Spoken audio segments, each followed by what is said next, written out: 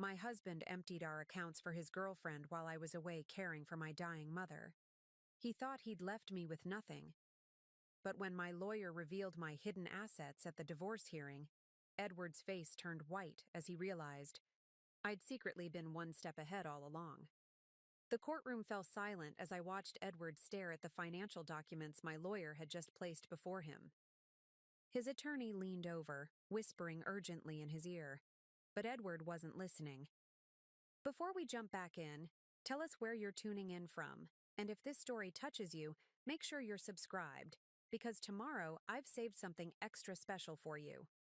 His eyes were fixed on the papers, scanning the figures again and again, as if hoping they might somehow change if he looked at them long enough. I had expected anger. I had anticipated outrage, perhaps even a dramatic outburst. Edward had always been theatrical when cornered. But what I saw instead was something I hadn't seen in his eyes for years. Fear. It was subtle at first, just a momentary widening of the eyes, a barely perceptible tightening of his jaw. But as he continued reading, the blood drained from his face. His hands, those confident hands that had once held mine with such conviction, now trembled slightly as they gripped the edge of the documents. This can't be right, he finally said, his voice barely above a whisper. My lawyer, Dominique Rivera, stood beside me, composed and elegant in her tailored suit. She had warned me this would happen.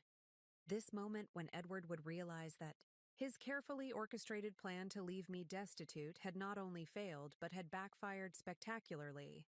I assure you, Mr. Blackwell, every figure in those documents is accurate, Dominique replied, her voice steady and uncompromising. As you can see, my client has maintained separate accounts and investments that predate your marriage. Accounts you were never authorized to access. 3 months ago, I had returned from my mother's bedside to discover our joint accounts emptied, our investment portfolio liquidated, and our safety deposit box cleared out.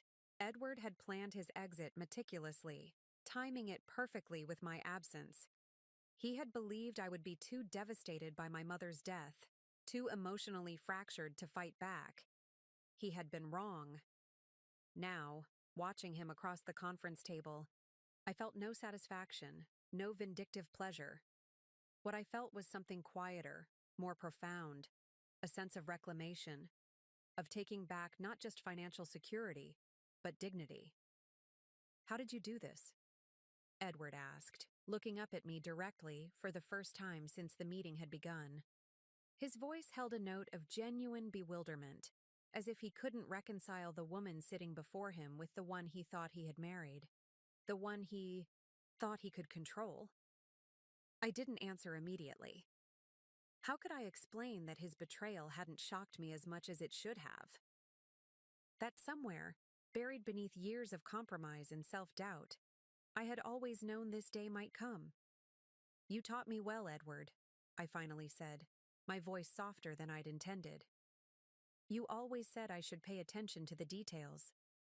Muscle twitched in his jaw, the only sign that my words had landed.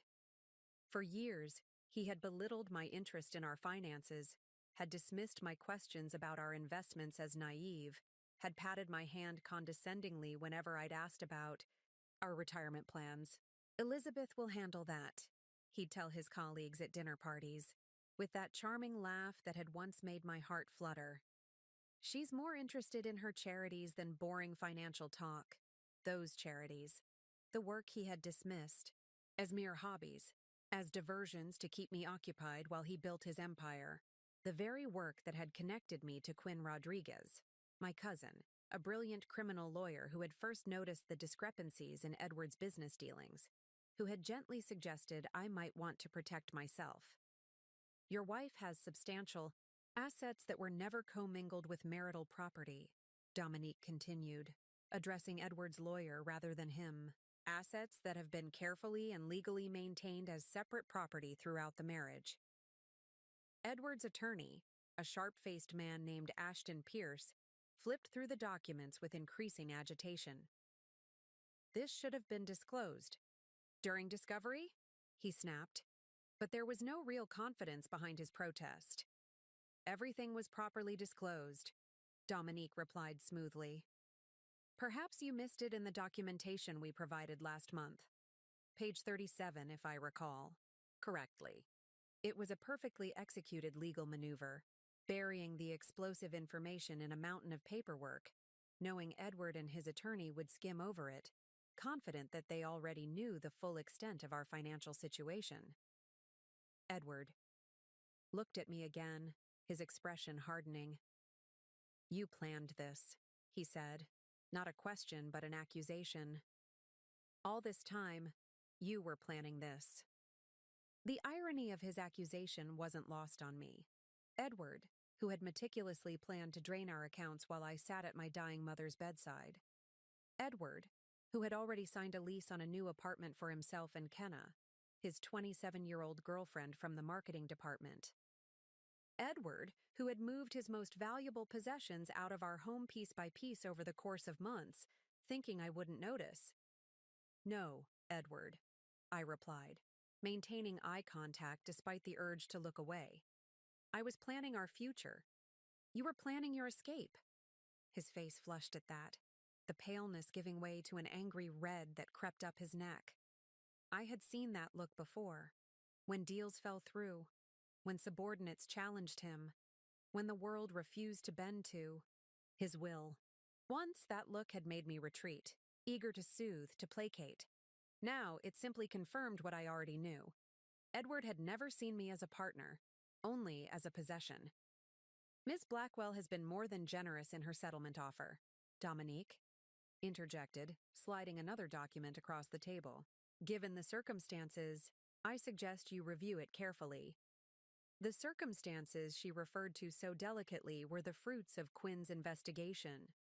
The offshore accounts, the questionable business partnerships, the creative accounting that had kept Edward's less savory dealings hidden from his firm's partners. Information that could destroy not just his finances, but his reputation, his career, his carefully constructed image. Information that I had no desire to use unless forced. Edward understood immediately, his eyes narrowed as he scanned the settlement terms that would leave him with his career intact, with enough to start over, but nothing close to the fortune he had tried to steal from me. This is blackmail, he hissed, pushing the paper away. This is mercy, I corrected him quietly. The conference room felt suddenly too small, too airless. Outside, through the floor-to-ceiling windows, I could see the city stretching out beneath a clear autumn sky. The same city where Edward and I had once walked hand in hand, planning a future together, dreaming of the life we would build. 12 years of marriage collapsed into a stack of legal documents and barely restrained hostility. Ashton leaned over to whisper in Edward's ear again, more urgently this time. I could see the calculation in Edward's eyes, the rapid assessment of options, the growing recognition that he had no leverage here. The man who had always prided himself on being 3 steps ahead of everyone else had been outmaneuvered. We'll need time to review these terms, Ashton finally said, gathering the papers with deliberate slowness. Of course, Dominique replied, but I should inform you that our offer expires in 48 hours. After that, we'll be preparing for trial, with all that entails. The threat was clear, and from the way Edward's shoulders tensed, I knew he understood. A trial would mean public disclosure, would mean his partners at the firm finding out exactly what he had been doing behind their backs, would mean Kenna discovering that the wealthy, powerful man she had hitched her wagon to might soon be neither. As Xiao. They stood to leave. Edward paused, his hand on the back of his chair. For a moment, I thought I saw something like regret flicker across his face. Not for what he had done, but for the miscalculation that had led us here. You've changed, he said, and I couldn't tell if it was an accusation or a realization. No, I replied, meeting his gaze steadily. I've always been this person. You just never bothered to look. After they left, Dominique turned to me, her professional demeanor softening slightly. Preparing and narrating this story took us a lot of time, so if you are enjoying it, subscribe to our channel. It means a lot to us. Now back to the story. "You did well," she said, squeezing my arm gently. "He'll sign. Men like Edward always choose self-preservation in the end." I nodded, gathering my own papers, trying to process the swirl of emotions. Relief that the confrontation was over. Sadness for what had been lost. But primarily a strange, quiet sense of liberation, not just from Edward, but from the version of myself I had allowed him to define. As we walked out of the conference room, Dominique checked her watch. "I have another meeting, but we should celebrate this. Dinner next week?" "I'd like that," I said, managing a small smile. In the elevator, descending from the 40th floor of the gleaming office tower, I caught my reflection in the polished doors. A woman I was still getting to know. Stronger than I had realized. More resilient than Edward had ever given me credit for. The woman who had sat at her mother's bedside, holding her hand through those final, painful weeks, while simultaneously discovering that her husband was emptying their accounts. The woman who had not fallen apart, but had instead made a single phone call to her cousin Quinn, setting in motion the events that had led to today's meeting. The woman who was now, for the first time in over a decade, truly free. The elevator doors opened to the marble-floored lobby, and I stepped out into my new life, the weight of the past dropping away with each step. Edward had wanted to leave, me with nothing. Instead, he had inadvertently given me the one thing I needed most, the chance to rediscover who I really was, beneath all the compromises and accommodations of our marriage. As I pushed through the revolving doors into the crisp, autumn air, I realized I wasn't afraid anymore. Not of Edward, not of being alone, not of the future stretching before me, uncharted but filled with possibilities I was only beginning to imagine. I never imagined my life would take such a dramatic turn at 43.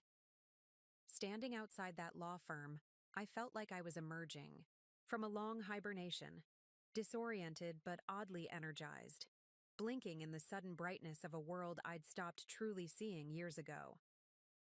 The walk back to my apartment took me past the elegant storefronts of Fifth Avenue, where Edward and I had once shopped for anniversary gifts, past the little Italian restaurant where we'd celebrated promotions and birthdays, past all the landmarks of a marriage I was now dismantling piece by piece. It was strange how the city remained unchanged while my life had been completely upended. My phone buzzed in my purse, Quinn checking in, as he had done almost daily since I'd returned from my mother's bedside to find our accounts emptied. "How did it go?" His text read, direct and to the point. That was Quinn. No unnecessary words, no dramatic flourishes. Just the steady, unwavering support that had been my lifeline these past months. "Better than expected," I typed back. Edward looked like he'd seen a ghost. 3 dots appeared immediately, then, "Good. He deserves worse." Quinn had always been protective of me, even when we were children growing up next door to each other in a quiet Connecticut suburb. But his protectiveness had taken on a new dimension when he'd become a criminal defense attorney, as if the daily exposure to human treachery had only intensified his desire to shield those he loved from harm. It was Quinn who had first noticed something off about Edward's business dealings, who had gently suggested over dinner 3 years ago that I might want to establish some financial independence. At the time, I'd dismissed his concerns as professional paranoia, the natural suspicion of a man who spent his days defending clients against the consequences of their worst decisions. Edward would never do anything to hurt me, I'd insisted, and Quinn had let it drop, though the concern never quite left his eyes. How differently things might have turned out if I'd listened then, if I'd recognized the warning signs that, in retrospect, had been flashing like neon. The late nights that grew more frequent, the business trips that extended without explanation, the growing impatience with my questions about our finances, the subtle shifts in how he spoke to me, looked at me, touched me, as if I were becoming a stranger in my own marriage, but I hadn't wanted to see. It had been easier to immerse myself in my volunteer work with the Children's Literacy Foundation, to focus on caring for my increasingly frail mother, to pretend that the growing distance between Edward and me was just a phase, just the natural evolution of a long marriage. My apartment building came into view. Not the expansive penthouse Edward and I had shared for 9 years, but a smaller, elegant pre-war building I'd purchased quietly last year when my mother's health had begun to fail. I'd told Edward it was an investment property, a place to generate rental income, and he'd been so disinterested in what he called my little project that he hadn't even asked to see it. That disinterest had been my salvation. The apartment had become a sanctuary during my mother's illness, a place where I could retreat when the sterile hospital rooms and the relentless march of her disease became too much to bear. A place that was mine alone, untouched by Edward's influence. And now, it was my home. The only home I had left after Edward had changed the locks on our penthouse the day after I'd returned from my mother's funeral to find our accounts empty. "Is Mrs. Blackwell back from her travels?" the doorman asked with a warm smile as he held the door for me. I'd maintained the fiction that I was simply using the apartment occasionally while my main residence was being renovated. A necessary deception then, but one I could soon abandon. "Yes, Frank. I'm back for good now," I replied, returning his smile with the first genuine one I'd managed all day. The elevator carried me to the 8th floor, and as I unlocked my door, I was greeted by the faint scent of the lilies Quinn had sent to brighten the place. They were beginning to fade now, the edges of the petals turning brown. But I hadn't had the heart to throw them out. They were the first gift I'd received after my mother's death that hadn't been accompanied by pitying looks or awkward condolences. I slipped off my heels and padded across the hardwood floors to the kitchen, where I poured myself a glass of the Cabernet that Quinn kept me supplied with, knowing it was the one small luxury I allowed myself these days. As I took the first sip, my phone rang, Dominique's name flashing on the screen. "Elizabeth? I've just heard from Ashton. Edward wants to meet. Just the two of you, no lawyers. Tomorrow morning." I nearly dropped my glass. "What? Why would he want that?" "My guess? He's hoping to appeal to your emotions, to get a better deal than what we've offered." Her voice was carefully neutral, but I could hear the concern underneath. "You don't have to do this. In fact, I'd advise against it." I moved to the window, looking out at the slice of Central Park visible between the buildings. Autumn had turned the trees to flame, red and gold against the darkening sky. My mother had loved this time of year. "The world putting on its finest show before winter," she'd called it. "I'll meet with him," I heard myself say, surprising both Dominique and myself. "Elizabeth, are you sure? He can be persuasive. And you've been through a lot these past few months." She wasn't wrong. Edward's charm had been his greatest asset in business and in life.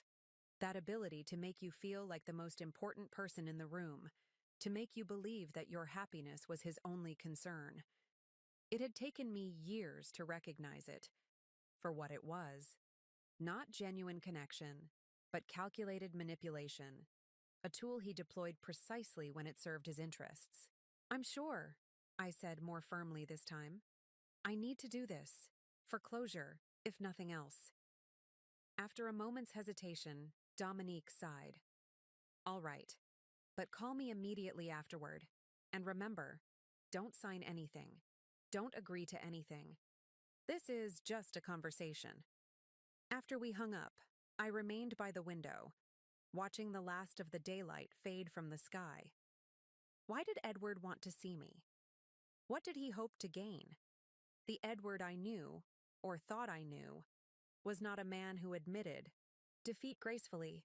He would have some angle, some strategy to turn the situation to his advantage. For 12 years, I'd been married to a man who approached every interaction as a negotiation, every relationship as a transaction. I'd watched him charm and manipulate, his way through boardrooms and dinner parties alike, always calculating his advantage, always 3 moves ahead in a game only he seemed to be playing. But that was before. Before I'd found the courage to stand up for myself. Before I'd discovered that I was stronger than I'd ever given myself credit for. Before I'd learned that the greatest power comes not from controlling others, but from knowing your own worth. My phone buzzed again, another text from Quinn. Mary just told me about Edward's request. Bad idea. He's desperate and cornered. Mary was Quinn's wife, a family court judge whose quiet wisdom had been another source of strength for me. Of course she would have heard about the meeting from her courthouse connections. News traveled fast in legal circles. I'll be fine, I texted back. I need to look him in the eye one last time. Quinn's response was immediate. Not alone. I'm coming with you. I smiled despite myself. Quinn, with his protective instincts, still trying to shield me from harm just as he had when we were children, and he'd stood up to the neighborhood bullies on my behalf. You can wait outside, I compromised. But this is something I need to do, myself. As I set my phone down, my gaze fell on the photograph beside it. My mother and me at the Literacy Foundation's fundraiser last year, her arm around my waist, both of us laughing at something off camera. It was the last event she'd been well enough to attend, though neither of us had known it at the time. You're stronger than you think, Lizzie, she'd told me that night as we shared a cab home. You always have been. You just need to believe it.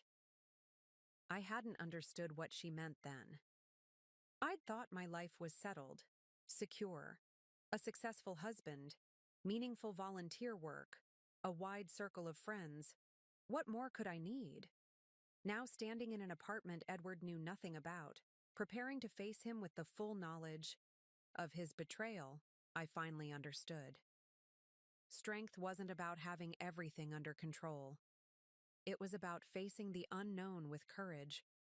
It was about standing your ground when the foundations crumbled beneath you. My mother had seen what I couldn't, that beneath the polished surface of my marriage, beneath the social events and charity galas and perfectly curated vacations, I had slowly been disappearing. Not all at once, but in small concessions, in quiet compromises, in the gradual surrender of my own desires and opinions in favor of keeping the peace. Tomorrow, I would face Edward not as the accommodating wife he expected, but as the woman I was becoming, a woman who had survived loss and betrayal and emerged not broken, but transformed.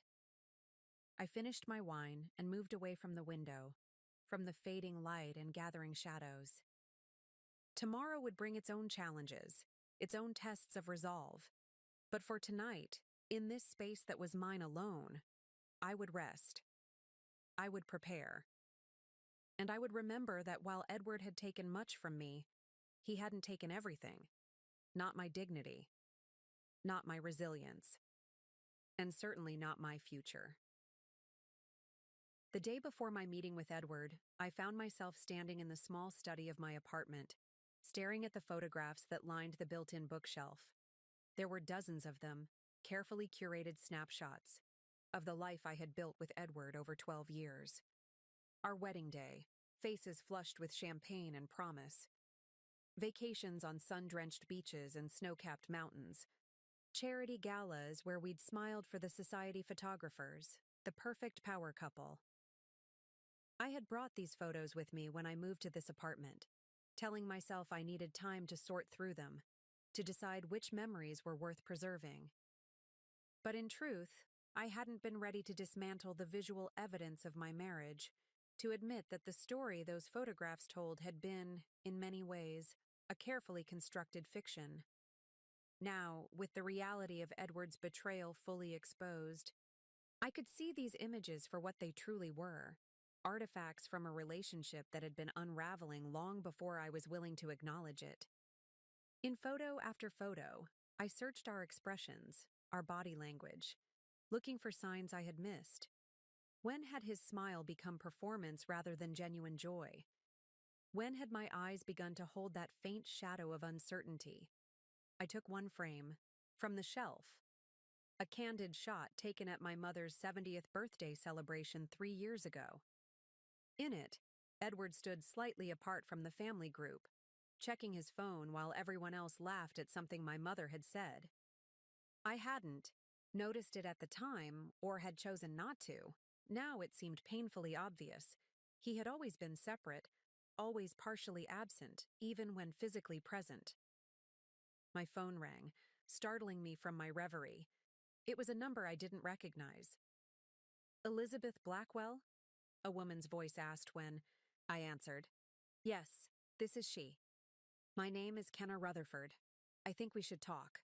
My heart lurched at the name. Edward's girlfriend. The woman for whom he had emptied our accounts and abandoned our marriage. The woman I had never met but whose existence had shattered the foundations of my life. "I don't think we have anything to discuss," I replied, my voice steadier than I felt. "Please," she said, and something in her tone made me pause. Not defiance or hostility, but a kind of desperate earnestness. 5 minutes. That's all I'm asking." I should have hung up, should have maintained the clear boundary between my imploding marriage and this stranger who had played a role in its destruction. But curiosity, or perhaps some deeper need to understand, made me ask, "How did you get my number?" "From Edward's phone," she admitted. "He doesn't know I'm calling. Look, I'm at the coffee shop on 73rd and Madison. I can be there for another hour. Please just hear me out." After she hung up, I stood motionless, the photograph still in my hand. What could Kenna possibly want from me? Was this some strategy Edward had orchestrated, sending his girlfriend to soften me up before our meeting? Or was something else happening? Something I couldn't anticipate from my limited understanding of their relationship. 30 minutes later, driven by a need for answers that overrode my better judgment, I found myself pushing open the door to the coffee shop. It was late afternoon, the place half empty, making it easy to spot her. A slender woman with honey blonde hair pulled back in a simple ponytail, wearing jeans and an oversized sweater that made her look even younger than her 27 years. She saw me immediately, her eyes widening with recognition though we had never met. As I approached her table, I could see she was nervous, fingers fidgeting with her coffee cup, posture tense with anticipation. "Thank you for coming," she said as I sat down across from her. Up close, she was prettier than I had imagined, but there was a vulnerability to her features that surprised me. I had pictured someone more polished, more obviously Edward's type. 5 minutes, I reminded her, not removing my coat. Kenna nodded, drawing a deep breath as if gathering courage. "I need to tell you something about Edward, something I don't think you know." "I think I know plenty," I replied, unable to keep the edge from my voice. Her eyes met mine directly. "Do you know he's done this before? That I'm not the first?" The question hit me like a physical blow. "What are you talking about?" Before me, there was Caroline from accounting, and before her, Melissa from legal. She spoke quickly, as if afraid I would leave before she could finish. "It's a pattern with him. He pursues women at the office, makes them feel special, convinces them they're different from all the others. When things start getting complicated, he moves on." I wanted to dismiss her words as lies, as manipulation, but they resonated with a truth I had been avoiding. Those unexplained late nights, those business trips that seemed to multiply, the emotional distance that had grown year by year. "Why are you telling me this?" I asked, my voice barely above a whisper. Kenna looked down at her coffee cup, then back at me. "Because he's lying to us both, to you about me, and to me about you." She hesitated, then continued. "He told me your marriage was over in all but name, that you were staying together for appearances, for your social standing, that you had your own arrangements." The audacity of Edward's lies was breathtaking. Even as he'd drained our accounts, even as he'd planned his escape, he had constructed a narrative that allowed him to play the victim, the misunderstood husband trapped in a loveless marriage. And now? I asked, studying her face. Now that you know the truth? Now I'm trying to figure out how to extricate myself from a man who turns out to be nothing like I thought. Her voice held a weariness beyond her years. He's changed since you filed for divorce. He's angry all the time, controlling. I'm starting to see sides of him I never knew existed. I thought about those other women she had mentioned, Caroline, Melissa, and wondered if they had made this same discovery, had seen the charming mask slip to reveal the manipulation beneath. Be careful, I said, surprised by my own concern for this woman who had, however unknowingly, played a role in my pain. Edward doesn't like losing what he considers his. Kenna nodded, a flicker of fear crossing her face. I know, that's partly why I wanted to talk to you. I thought perhaps, maybe we could help each other. Help each other, I repeated, uncertain of her meaning. I have information, she said, lowering her voice, about his business dealings, his personal accounts, things I've overheard, documents I've seen at the apartment, things that might help you in your divorce. I studied her, trying to discern her motives. Why would you do that? She hesitated, then spoke with quiet resolve. Because I made a mistake getting involved with a married man. I'm trying to make it right in the only way I can, and because I'm afraid of what he might do when I try to leave. As I looked at this young woman across the table, afraid, remorseful, seeking a way out of a situation that had spiraled beyond her control, I felt an unexpected kinship. We had both been deceived by Edward, had both believed in a version of him that existed primarily in our own hopes and projections. I'm meeting with Edward tomorrow, I told her. After that, depending on how things go, we can talk again. Relief washed over her face. Thank you. I didn't expect you to even listen to me, much less. I haven't agreed to anything yet, I cautioned her. But I understand what it's like to realize the person you trusted is not who you thought they were. As I left the coffee shop, my mind was racing with this unexpected development. Kenna might be lying, might be setting me up for some scheme Edward had concocted. But my instincts told me her fear was genuine, her regret real. And if what she said about the other women was true, if Edward had a pattern of manipulation that extended beyond our marriage, then perhaps the man I had built a life with was even more of a stranger than I had realized. That night, as I prepared for my meeting with Edward, I thought about Kenna's revelations, about the photographs on my bookshelf, about the slow unraveling of truth that had been happening beneath the surface of my life for longer than I cared to admit. Tomorrow, I would face Edward not just as a betrayed wife, but as a woman beginning to see the full scope of his deception. And whatever happened in that meeting would determine not just my future, but perhaps Kenna's as well. Two women connected by the machinations of a man who had underestimated them both. The Princeton Club loomed before me, its stately facade a monument to old money and established power, exactly the world Edward had always aspired to inhabit. As Quinn's car pulled up to the curb, rain beaded on the windows like tears, distorting the view of the entrance where Edward would be waiting. I'll be right here, Quinn said, his hand briefly covering mine.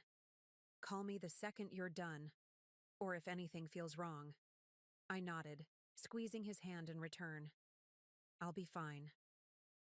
But as I made my way up the stone steps, umbrella tilted against the steady rain, I wasn't entirely sure that was true. My conversation with Kenna the previous day had shaken me more than I cared to admit. The Edward she had described, a serial manipulator with a history of office affairs, aligned too neatly with behaviors I had explained away for years. It was like having a missing puzzle piece suddenly snap into place, completing a picture I had been avoiding.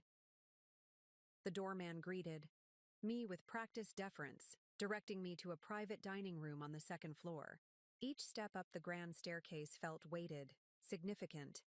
The last time I would approach Edward as his wife, the last time I would engage with him on his terms rather than mine. He stood when I entered the room, rising from a table set for an intimate breakfast. Edward had always been handsome in the classical sense, tall, with the kind of features that photographed well for annual reports in alumni magazines. Today, he wore the navy suit I had helped him select last year, his silver tie a perfect complement to his prematurely gray hair, the picture of refined success. "Elizabeth," he said, my full name in his mouth a formality that contrasted sharply with the nickname, Liz, he had used throughout our marriage. "Thank you for meeting me." I remained standing just inside the doorway, unwilling to be drawn into the scene he had arranged. Fresh flowers on the table, a bottle of Pellegrino with lemon, my preference, morning light filtering through rain-streaked windows. Edward had always been meticulous about setting the stage for difficult conversations. "What do you want, Edward?" I asked, my voice steadier than I felt. His smile faltered slightly at my directness. "I thought we could talk, without lawyers, without all the hostility." "Hostility," I repeated, the word bitter on my tongue. "Is that what you call my response to finding our accounts emptied while I was burying my mother?" A flicker of something, not quite guilt, perhaps discomfort, crossed his face. "That's partly why I wanted to meet. There are things you don't understand about what happened." "Then enlighten me." I still hadn't moved deeper into the room, maintaining the distance between us like a shield. Edward gestured to the chair across from his. "Please, Liz, sit. Let's talk like the rational people we both are." Rational. It had been one of his favorite words, often deployed when my emotions didn't align with his preferences. "You're being irrational," he would say when I questioned business trips that seemed unnecessarily extended, when I expressed discomfort with his late nights at the office. I didn't sit, and after a moment Edward sighed and returned to his own chair. "I made a mistake," he said, his voice taking on the measured tone he used in board meetings. "A serious error in judgment. I panicked when I heard rumors about a potential audit at the firm. I moved our assets to protect them, not to steal from you." "And changing the locks on our apartment? Was that also to protect me?" He had the grace to look away. "I wasn't thinking clearly. Seeing you come back from your mother's funeral, it made everything real in a way I wasn't prepared for. I handled it badly. I'm sorry." The apology sounded rehearsed, a calculated concession offered to smooth the way for whatever he really wanted. I thought of Kenna's words from yesterday. "He's lying to us both." "Your girlfriend called me," I said, watching his face carefully. Edward went very still, only his eyes moving as they snapped to mine, suddenly sharp with attention. "Kenna called you? When?"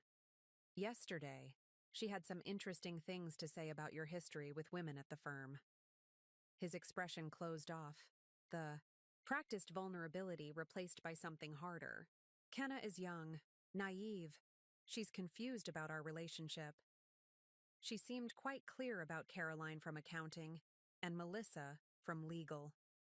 Edward stood abruptly, moving to the window where he kept his back to me for several seconds, hands clasped behind him in a posture I had seen countless times when he was formulating strategy. "Whatever Kenna told you is irrelevant to our situation," he finally said, turning back to face me. "The fact remains that we built a life together." 12 years, Elizabeth, that means something. "It meant nothing when you drained our accounts," I replied, feeling a strange calm descend as I recognized the familiar pattern. Edward's attempt to reframe the narrative, to shift focus away from his actions to the emotions and history he could leverage. He moved toward me then, closing half the distance between us, his expression softening into the one that had once made my heart flutter.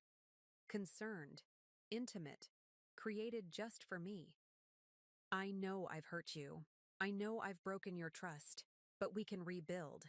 We've both made mistakes." "Both?" I interrupted, incredulous. What mistakes have I made, Edward? Trusting you? Believing in our marriage? Supporting your career, even? When it meant putting my own ambitions on hold. Something flashed in his eyes, irritation at being challenged, quickly masked. That's not what I meant. I'm trying to find a way forward for us. There is no us anymore, I said simply. You made sure of that. He stared at me as if seeing me clearly for the first time. This isn't like you, Liz.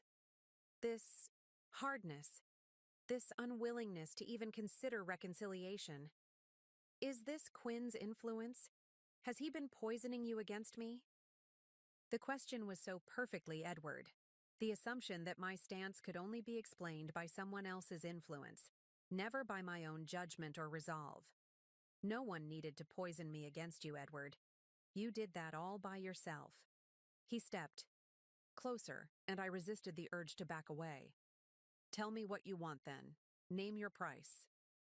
My price? I echoed, genuinely startled. For a fresh start, for putting this ugliness behind us.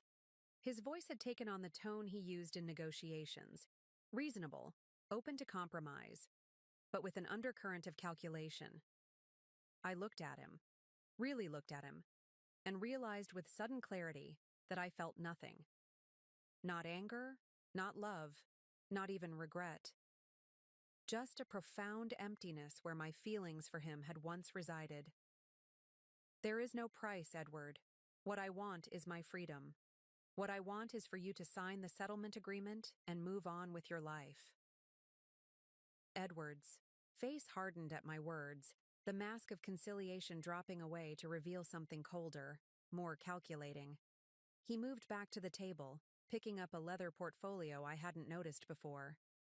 Before you make any final decisions, he said, his voice taking on the crisp tone he used in business negotiations, there are some things you should know. He removed several documents from the portfolio, laying them out with deliberate precision. Your hidden assets aren't as hidden as you think.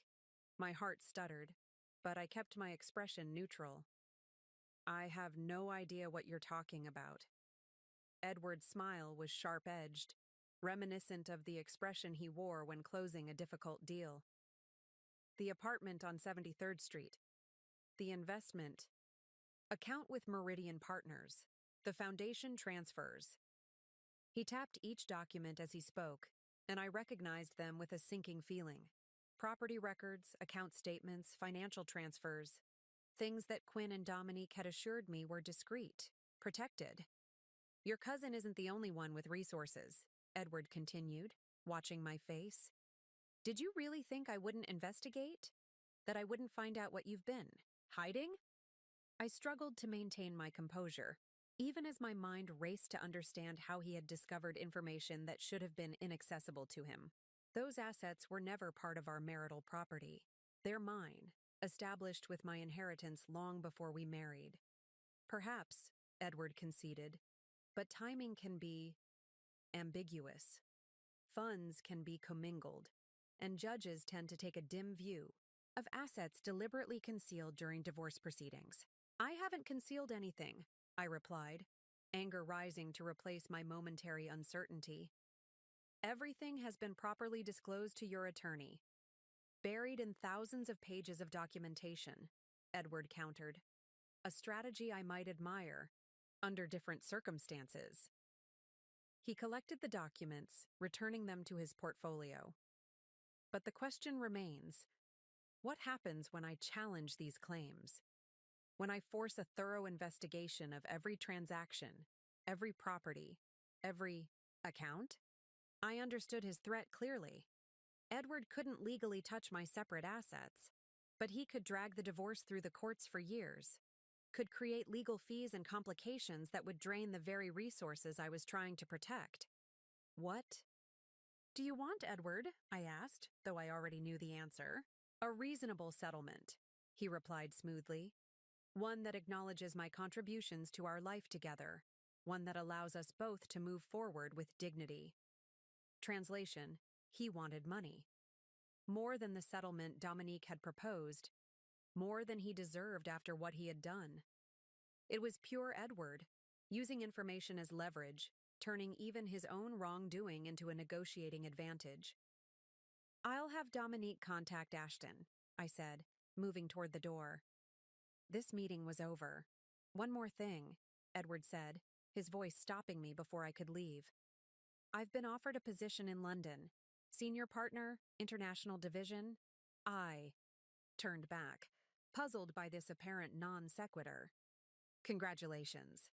"The thing is," he continued as if I hadn't spoken, "it's a significant opportunity, career-defining, but it would mean liquidating certain investments quickly, transferring assets overseas. The current situation is making that impossible." Understanding dawned. The London position explained everything. Why Edward had emptied our accounts, why he was now desperate for a quick settlement. It wasn't just about Kenna or financial panic. It was about a fresh start in a new country, a chance to reinvent himself away from the consequences of his actions here. "So that's the real reason for this meeting," I said. "You need this resolved quickly so you can take your new job and your new girlfriend to London." A flicker of annoyance crossed his face at my directness. "It's a tremendous opportunity, Liz. For both of us, actually. A clean break. You'll never have to see me again." The irony was almost laughable. After emptying our accounts, after moving his girlfriend into an apartment we had once shared, Edward was now trying to frame his departure as a favor to me. "Sign the settlement agreement Dominique prepared," I told him, "and you can go wherever you want." Edward shook his head, his expression hardening. "That agreement is inadequate. I need more liquidity for the move, for establishing my new life in London." "Your lack of liquidity is a problem of your own making," I reminded him. "Perhaps you should have considered your future needs before emptying our joint accounts." He stepped closer, dropping his voice. "Be reasonable, Elizabeth. I can make this divorce very difficult for you. Expensive. Public. Is that really what you want? More pain? More embarrassment?" The threat hung in the air between us, and I felt a surge of clarity that was almost dizzying. This was who Edward truly was. Not the charming, successful husband I had believed in for 12 years, but a man who would use anything, including intimidation, to get what he wanted. "I'm not afraid of you anymore, Edward," I said quietly. "And I'm not afraid of the truth becoming public. Are you?" He stilled, wariness creeping into his expression. What is that supposed to mean? I thought of Kenna's revelations about Edward's pattern with women at the firm. I thought of Quinn's discoveries about questionable business dealings. I thought of my own silence over years of subtle manipulation. "It means I'm done protecting you," I replied. "From your partners, from your own actions, from the consequences of your choices."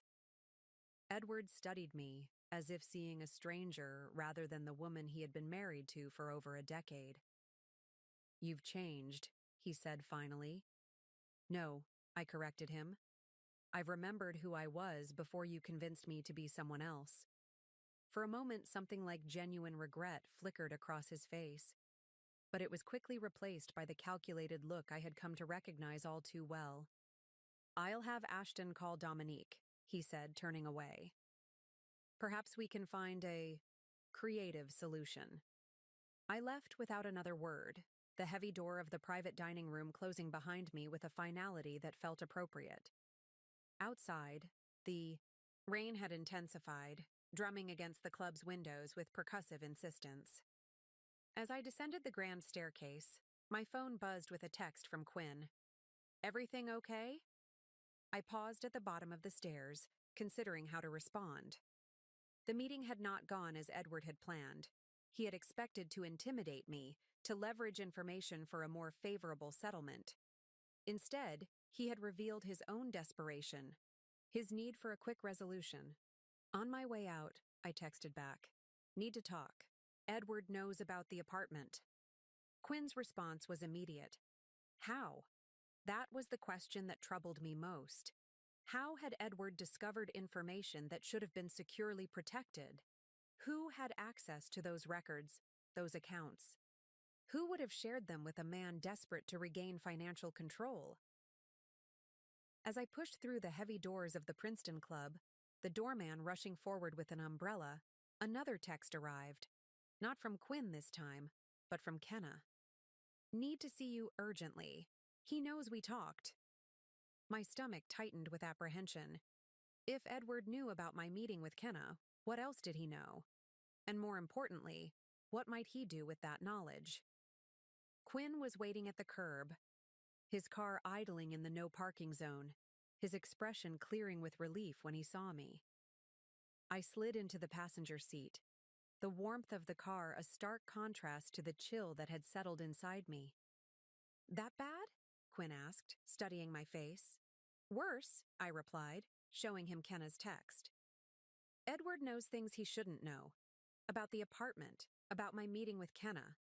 Someone is feeding him information. Quinn's expression darkened. Ashton Pierce wouldn't risk his license by sharing confidential information. Then who? I asked, though I already had my suspicions. The circle of people with knowledge of my financial arrangements was small. Quinn, Dominique, Mary, and Carlos, I said, naming the private investigator Quinn had recommended to me. Months ago, when I'd first begun to suspect Edward's infidelity. Carlos Mendoza, a former colleague of Quinn's from the district attorney's office, now running his own security firm. Quinn shook his head. Carlos is solid. I've known him for 15 years. Someone isn't, I insisted. Edward knew details about transactions that were supposed to be confidential. He even had documentation. Quinn pulled into traffic, his expression thoughtful. I'll look into it. In the meantime, we need to warn Dominique. If Edward is gathering ammunition, we need to be prepared for whatever he's planning.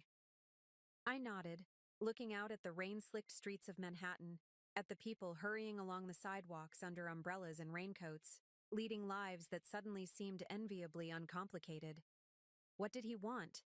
Quinn asked after a moment, beyond intimidating you with information he shouldn't have. Money, I replied. A faster settlement. He's been offered a position in London and needs liquidity for the move. Quinn glanced at me, surprise evident in his expression. London? That's convenient. For him, maybe. A fresh start, away from the mess he's created here. Or away from potential legal consequences, Quinn suggested, his prosecutor's mind, immediately identifying the alternative motivation. International transfers make funds harder to trace, harder to recover. The implication hung between us, that Edward's desire to leave the country might be driven by more than a career opportunity, that the financial maneuvers Quinn had uncovered might be more serious than we had initially believed. What about Kenna? Quinn asked. Can we trust her? Or is this urgent meeting just another way for Edward to manipulate the situation?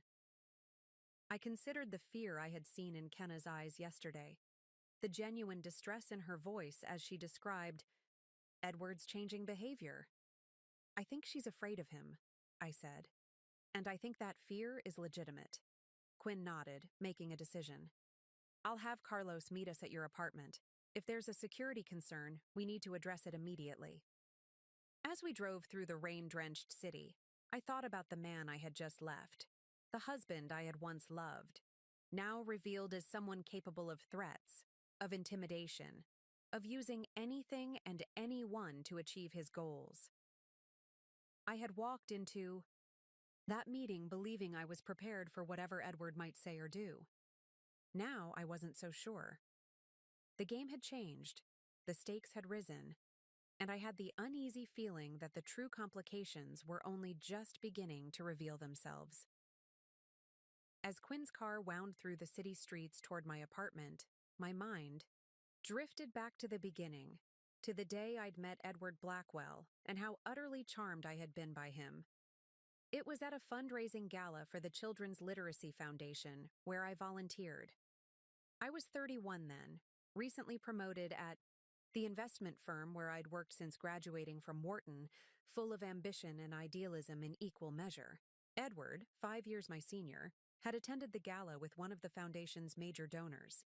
He'd stood out immediately, tall, impeccably dressed, with a presence that drew people to him like moths to flame. Elizabeth Turner, he'd said when we were introduced, repeating my name as if committing it carefully to memory. The financial analyst who convinced Reynolds Corporation to donate that impressive children's library in Harlem. I'd been flattered that he knew of my work with the foundation, that he'd bothered to remember such a detail. Later, I would understand. This is Edward's standard operating procedure, researching people before meeting them, identifying details that would make them feel special, seen. But in that moment, I had simply been impressed by his attentiveness. Our courtship had been a whirlwind of elegant dinners, cultural events, and weekend getaways. Edward was a junior partner at Hansen & Pierce at the time, clearly on the rise, hungry for success in a way that seemed admirable rather than concerning. We shared similar backgrounds, both raised in comfortable but not wealthy families, both the first in our families to attend Ivy League schools, both determined to build something significant with our lives. We're going to be quite the power couple, he'd told me on our third date, and I'd laughed, charmed by his confidence, by the ease with which he saw our separate lives merging into a shared future. 6 months after we met, Edward proposed during a weekend in the Berkshires. The ring was perfect, elegant but not ostentatious, exactly what I would have chosen for myself. It was as if he had studied me, learned my tastes, anticipated my desires. Only years later would I realize that this careful observation was not about understanding me, but about calibrating his performance to ensure my response. The prenuptial agreement came 2 months before the wedding, presented as a matter of practical financial planning. It's just to protect us both, Edward had said, sliding the document across the table of the sleek midtown restaurant where we were having dinner. Standard procedure for people at our level. I remember feeling a flicker of unease, not at the concept of a prenup itself, which seemed reasonable given our professional backgrounds, but at the timing. We had already sent out invitations, booked the venue, made all the arrangements for a wedding that had somehow grown larger and more elaborate than I had initially envisioned. I should have my own lawyer look at this, I said, a statement that should have been obvious but somehow felt like a challenge in the moment. Edward's smile had tightened almost imperceptibly.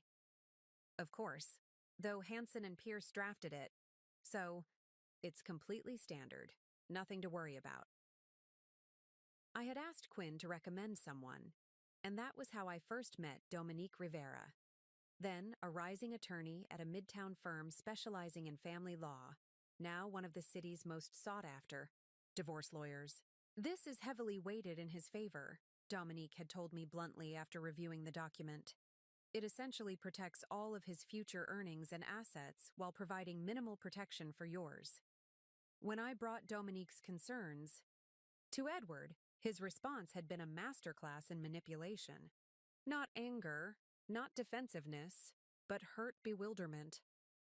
I thought we were building a life together, he'd said, his voice soft with disappointment. These distinctions between mine and yours, that's not how I see our future. But he had agreed to revisions, some of them at least. Enough that Dominique had reluctantly advised me the agreement was acceptable, if not ideal. And so I had signed, eager to move past this momentary discomfort, to return to the harmony that had characterized our relationship until then. The wedding was everything a society wedding should be. The historic church on the Upper East Side, the reception at the Botanic Garden, my dress from a designer whose waiting list was legendary. In the photographs, we looked radiant, perfect. And for a time, perhaps we were. The first years of our marriage had been good ones. We were both focused on our careers, both climbing our respective ladders with determination and skill. Edward made partner at Hansen & Pierce ahead of schedule. I was approached by Meridian Partners, a boutique investment firm known for its innovative approach and ethical standards. We moved from our starter apartment in Murray Hill to a larger place in Gramercy, then finally to the penthouse on Park Avenue that Edward had coveted, a statement residence that announced our arrival in New York's upper echelons. It was around the time of that final move that things began to shift. Subtly at first, so subtly that I questioned my own perceptions. Edward's late nights at the office became more frequent. His interest in my work, once so enthusiastic, waned. He began to make small but cutting remarks about my clothing choices, my friends, my opinions at dinner parties. "You might want to let me handle the investment discussion," he'd murmur as we prepared for social events. "Stevens is a potential client, and these technical details can be off-putting." I had pushed back initially. "Edward, I literally manage investment portfolios for a living. I think I can handle discussing bond yields at a dinner party." His response had been a laugh and a kiss on the cheek, affectionate, dismissive. "Of course you can, darling. I just don't want you to have to talk shop on our night out." It was always like that. His criticisms couched as concern, his controlling behavior presented as care. And gradually, I found myself yielding, adjusting, accommodating. Not because I believed he was right, but because the effort of constant resistance was exhausting. When my mother was diagnosed with cancer 4 years ago, the fault lines in our marriage became more pronounced. Edward was supportive initially, making all the right gestures, saying all the right things. But as her illness progressed, as my visits to the hospital became more frequent, his patience wore thin. "You know, there are professionals who can help with this," he said one night after I returned late from the hospital. "Nurses, care managers, you don't have to be there every day." "She's my mother, Edward," I'd replied, too tired to mask my hurt. "I want to be there," he had sighed, rubbing his temples as if I were being deliberately obtuse. "I understand that, but you're letting everything else slide. The foundation gala is next month, and you've barely looked at the seating arrangements. And Meredith mentioned you missed the committee meeting yesterday. The foundation gala, the seating arrangements." As if these social obligations somehow outweighed my mother's deteriorating health. Her need for comfort and companionship in what we both knew were her final months. It was during those hospital visits, those long hours sitting beside my mother's bed, that I began to see my marriage with new clarity. My mother, never one to interfere, had finally spoken up. "He doesn't make you happy anymore, Lizzie," she'd said one afternoon, her voice weak, but her gaze sharp as ever. "I see it in your eyes." I had tried to deny it, to make excuses. But my mother, with the piercing insight of someone whose time was limited, had cut through my defenses. "Life is too short for this kind of compromise," she'd told me, squeezing my hand with what little strength she had left. "Too short to become less than who you are." 2 months after that conversation, as my mother's condition worsened, I received a call from Quinn that would set in motion everything that followed. "I need to talk to you," he'd said, his tone unusually serious. "About Edward. About some financial discrepancies I've noticed." Quinn had been handling my mother's estate planning, updating her will and organizing her assets in preparation for the inevitable. In the process, he had come across transfers from accounts connected to Edward. Transfers that raised red flags for someone with Quinn's background in financial crimes prosecution. "It may be nothing," Quinn had cautioned. "But I think you should take some precautions." Those precautions had included establishing separate accounts for my personal inheritance from my father, which had been sitting largely untouched in investment accounts since his death a decade earlier. Quinn had introduced me to Carlos Mendoza, who had helped me establish security measures, new passwords, separate email accounts, a post office box for sensitive communications. At the time, these steps had felt excessive, even paranoid. I had still believed, despite the growing distance between us, that Edward and I were fundamentally on the same team, that whatever his flaws, he would never deliberately harm me. That belief had sustained me through my mother's final decline, through the funeral arrangements, through the crushing grief of returning to a world without her in it, until I had logged into our joint accounts the day after her funeral and found them empty, until I had tried to enter our apartment and discovered the locks changed, until I had called Edward's cell phone repeatedly, only to have each call go straight to voicemail. The betrayal had been so complete, so carefully orchestrated, that for the first 24 hours I had been too shocked to even process what was happening. It was Quinn who had sprung into action, who had used his legal connections to get me access to the apartment long enough to collect essential personal items, who had insisted I stay with him and Mary until we could assess the full extent of Edward's actions.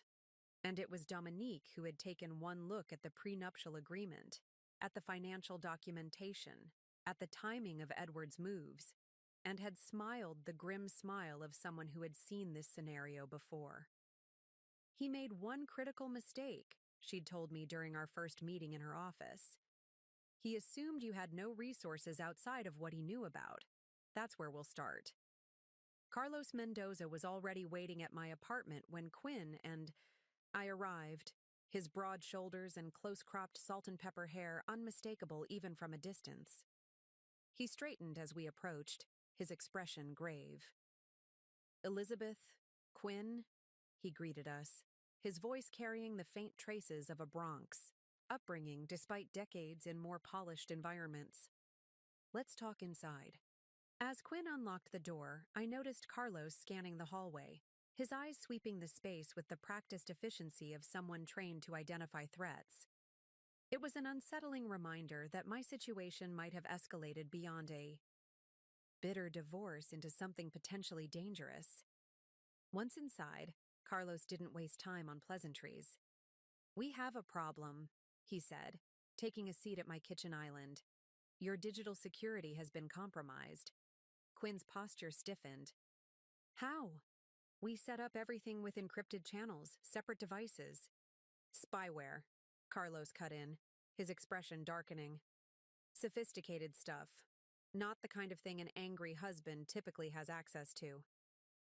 Unless that husband is a corporate attorney with connections to tech companies and significant financial resources," I pointed out, a chill settling over me at the implications. Carlos nodded. "Exactly. I ran a sweep of your devices after Quinn texted me about Edward's information. Your personal laptop has been compromised for at least 3 months, possibly longer." 3 months? I echoed, mentally calculating. That would be around the time my mother's condition worsened when I was barely at home. "When you would have been distracted, less likely to notice any changes in your computer's performance," Carlos confirmed. "The software is designed to be undetectable, but it gives the user access to everything: emails, files, browsing history, even passwords if they're stored," Quinn cursed under his breath. "That's how he knew about the apartment, the accounts, the—" Violation felt profound, intimate, the digital equivalent of someone rifling through my personal journals, my private thoughts. While I had been sitting at my mother's bedside, consumed with grief and worry, Edward had been systematically invading my privacy, gathering ammunition for the moment he decided to strike. "Can you remove it?" I asked Carlos. "Already done," he replied. "And I've set up enhanced security measures. But we need to assume that Edward has had access to anything you've viewed or stored on that computer, including my communications with Dominique," I realized with growing horror. "Our strategy discussions, the documentation of his financial irregularities, everything." Quinn pulled out his phone. "I'll call Dominique now. We need to adjust our approach before tomorrow's court filing." As Quinn stepped into the living room to make the call, Carlos leaned forward, his voice dropping. "There's something else you should know, Elizabeth. This kind of surveillance. It's not just about gathering information. It's about control. About knowing your opponent's next move before they make it." "You think Edward is dangerous?" I asked directly, needing clarity rather than comforting evasions. Carlos chose his words carefully. "I think a man who goes to these lengths to monitor his wife, who empties accounts and changes locks while she's at her mother's deathbed, is unpredictable. And unpredictable people pose risks." The assessment was clinical, professional, but it sent a shiver through me nonetheless. Edward, who had once been the center of my world, who had held me through nights of doubt and disappointment, who had promised to love and protect me, now represented a potential threat, not just to my financial security, but perhaps to my safety. "What? About Kenna?"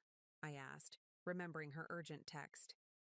"If Edward knows we met—" "I've already reached out to her," Carlos assured me.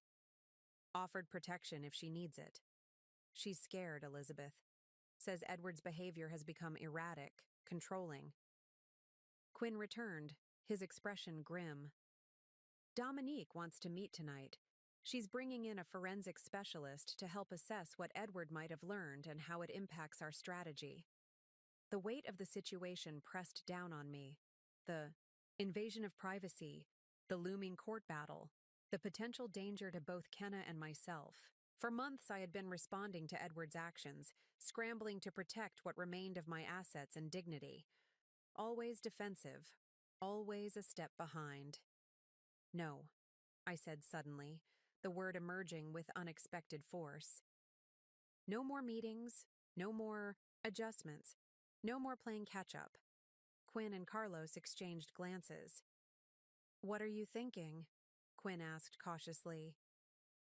I moved to the window, looking out at the city as evening approached, lights beginning to glimmer against the darkening sky. In that moment, with perfect clarity, I saw what I needed to do. "I'm tired of reacting to Edward," I said, turning back to face them. "Tired of him setting the terms, controlling the narrative. It's time we take the offensive." Carlos raised an eyebrow, professional interest peaked. "What do you have in mind?" "Edward wants a quick settlement so he can take the London position. He's been monitoring my communications, gathering information, using Kenna." I took a deep breath, steadying myself for what I was about to propose.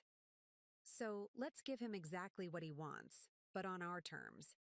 Over the next hour, the three of us outlined a strategy that was admittedly risky, but potentially decisive.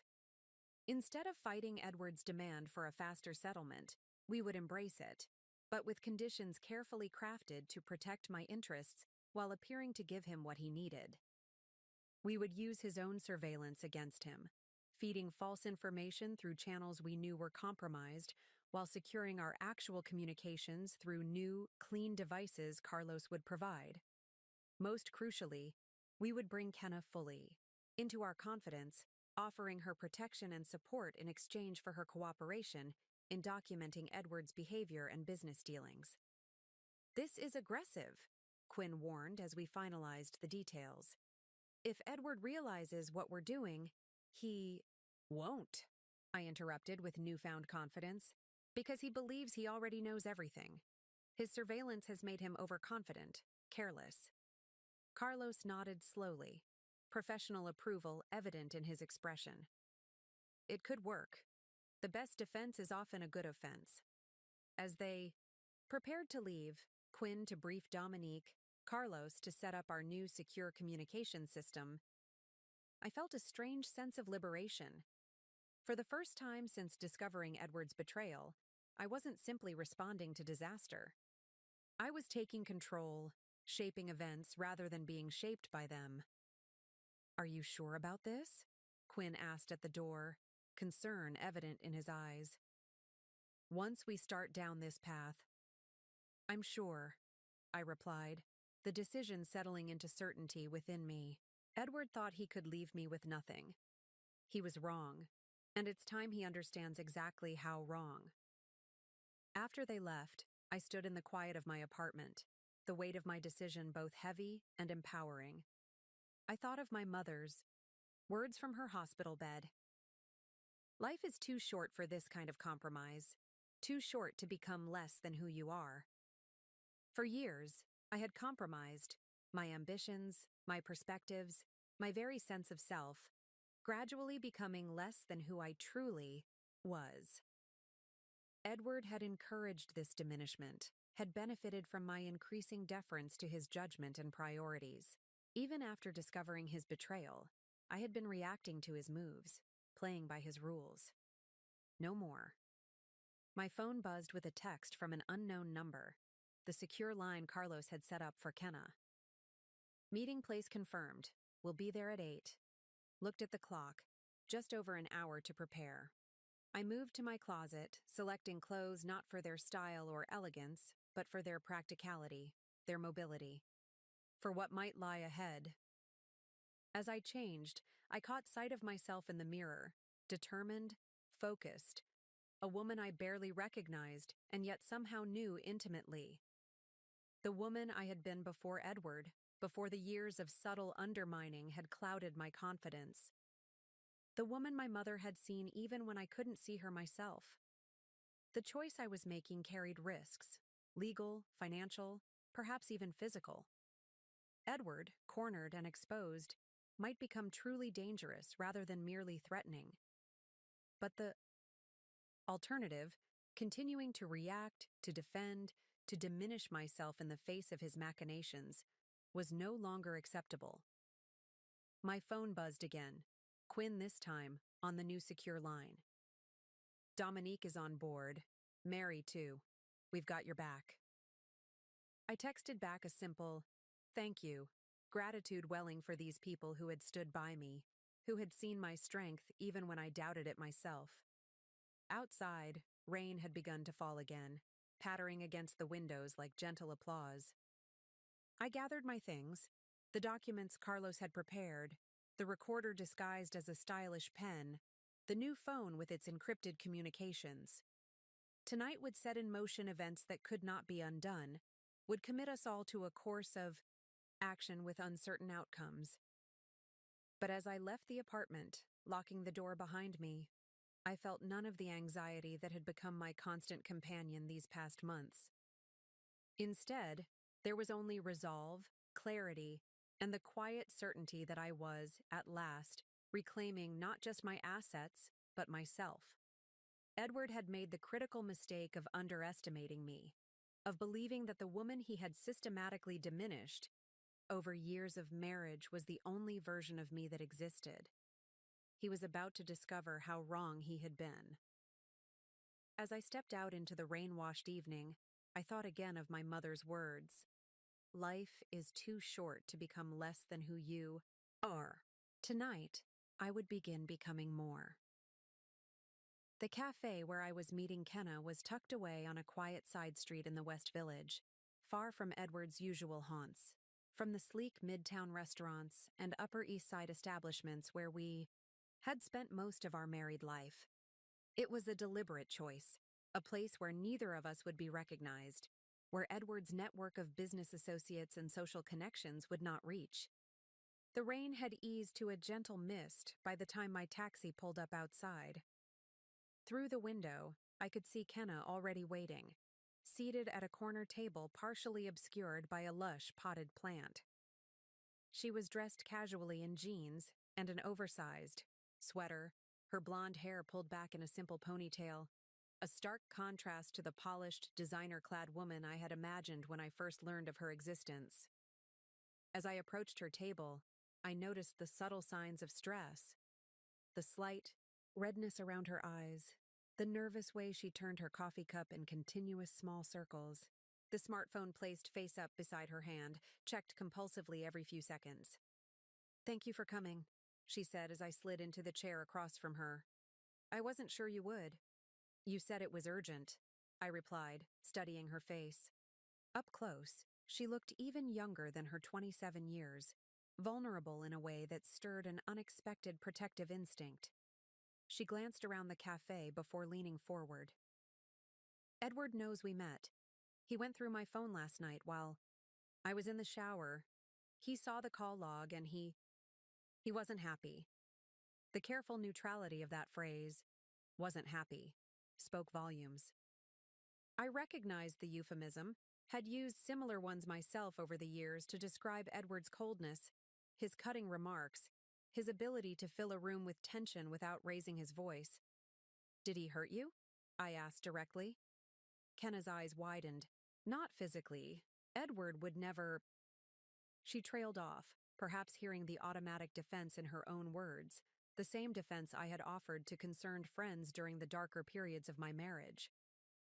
He was very angry, said I was betraying him, conspiring against him, that after everything he'd done for me, this was how I repaid him.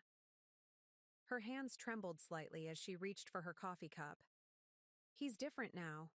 Since your meeting yesterday, since the divorce proceedings started. He's obsessed with checking his phone, his email. He barely sleeps. And she hesitated, searching for the right word. He's mean in a way he never was before. Cold. Like he's looking right through me. I nodded, recognizing the description all too well. Edward's charm had always been a tool, deployed precisely when beneficial, withdrawn when no longer necessary. Kenna was experiencing what happened when you were no longer useful to Edward Blackwell, when you represented an obstacle rather than an asset. What else did he say after he found out about our meeting? I asked, suspecting there was more she wasn't telling me. Kenna's gaze dropped to the table. He said you were manipulating me, that you were bitter, vindictive, that you'd try to use me against him. She looked up, meeting my eyes directly. He said you'd destroyed other people who crossed you. I couldn't help the short, startled laugh that escaped me. Did he give any examples of these destroyed people? No, she admitted. But he was very convincing. Edward can be, when he focuses all his attention on you, makes you the center of his world, it's hard not to believe him. I know, I said softly, the simple acknowledgement creating a moment of connection between us. Two women who had fallen under the same spell, who understood the particular vulnerability of loving someone capable of such calculated charm. Kenna reached into her bag, withdrawing a slim USB drive which she slid across the table. This is why I needed to see you. There are documents on here, emails, financial records, things I found on Edward's laptop while he was in the shower this morning. I looked at the small device, then back at her. You copied his files? She nodded, a flicker of defiance crossing her face. After what you told me, after how he reacted when he found out we'd spoken, I needed to know the truth. About him, about what he's been doing. Her voice dropped. There are emails about the London position. It's not what he told. Me? It's not a promotion. He's running from something. Before I could respond, the bell above the cafe door jingled, and Kenna's gaze shot toward the entrance. The momentary panic in her eyes eased when she saw it was just a college-aged couple shaking rain from their umbrellas. He doesn't know. You're here?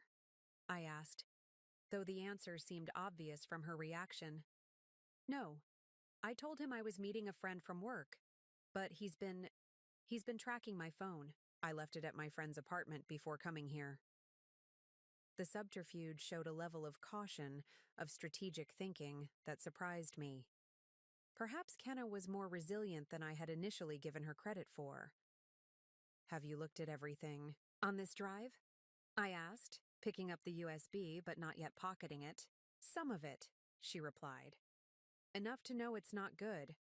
There are emails about something called Project Titanium that seemed to make him nervous when his partners brought it up at dinner last week. And records of transfers to accounts I've never heard of, with names that sound like companies but don't turn up anything when you Google them. Project Titanium. The name triggered a vague memory, Edward mentioning it in passing months ago, dismissing my question about it with a wave of his hand in a just boring legal work, nothing you'd find interesting. Like so many of his deflections, I had let it go at the time, accepting his judgment about what would or wouldn't interest me. Why are you doing this? I asked Kenna, genuinely curious. Why help me?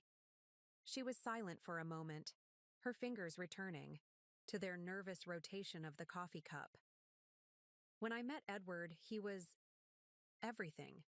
Successful, charming, attentive. He made me feel special, chosen. When he told me his marriage was just a shell, that you two had grown apart, I believed him. Because I wanted to believe him. Her eyes met mine, regret evident in their depths. I never stopped to think about you as a real person, about what it would feel like to be in your position.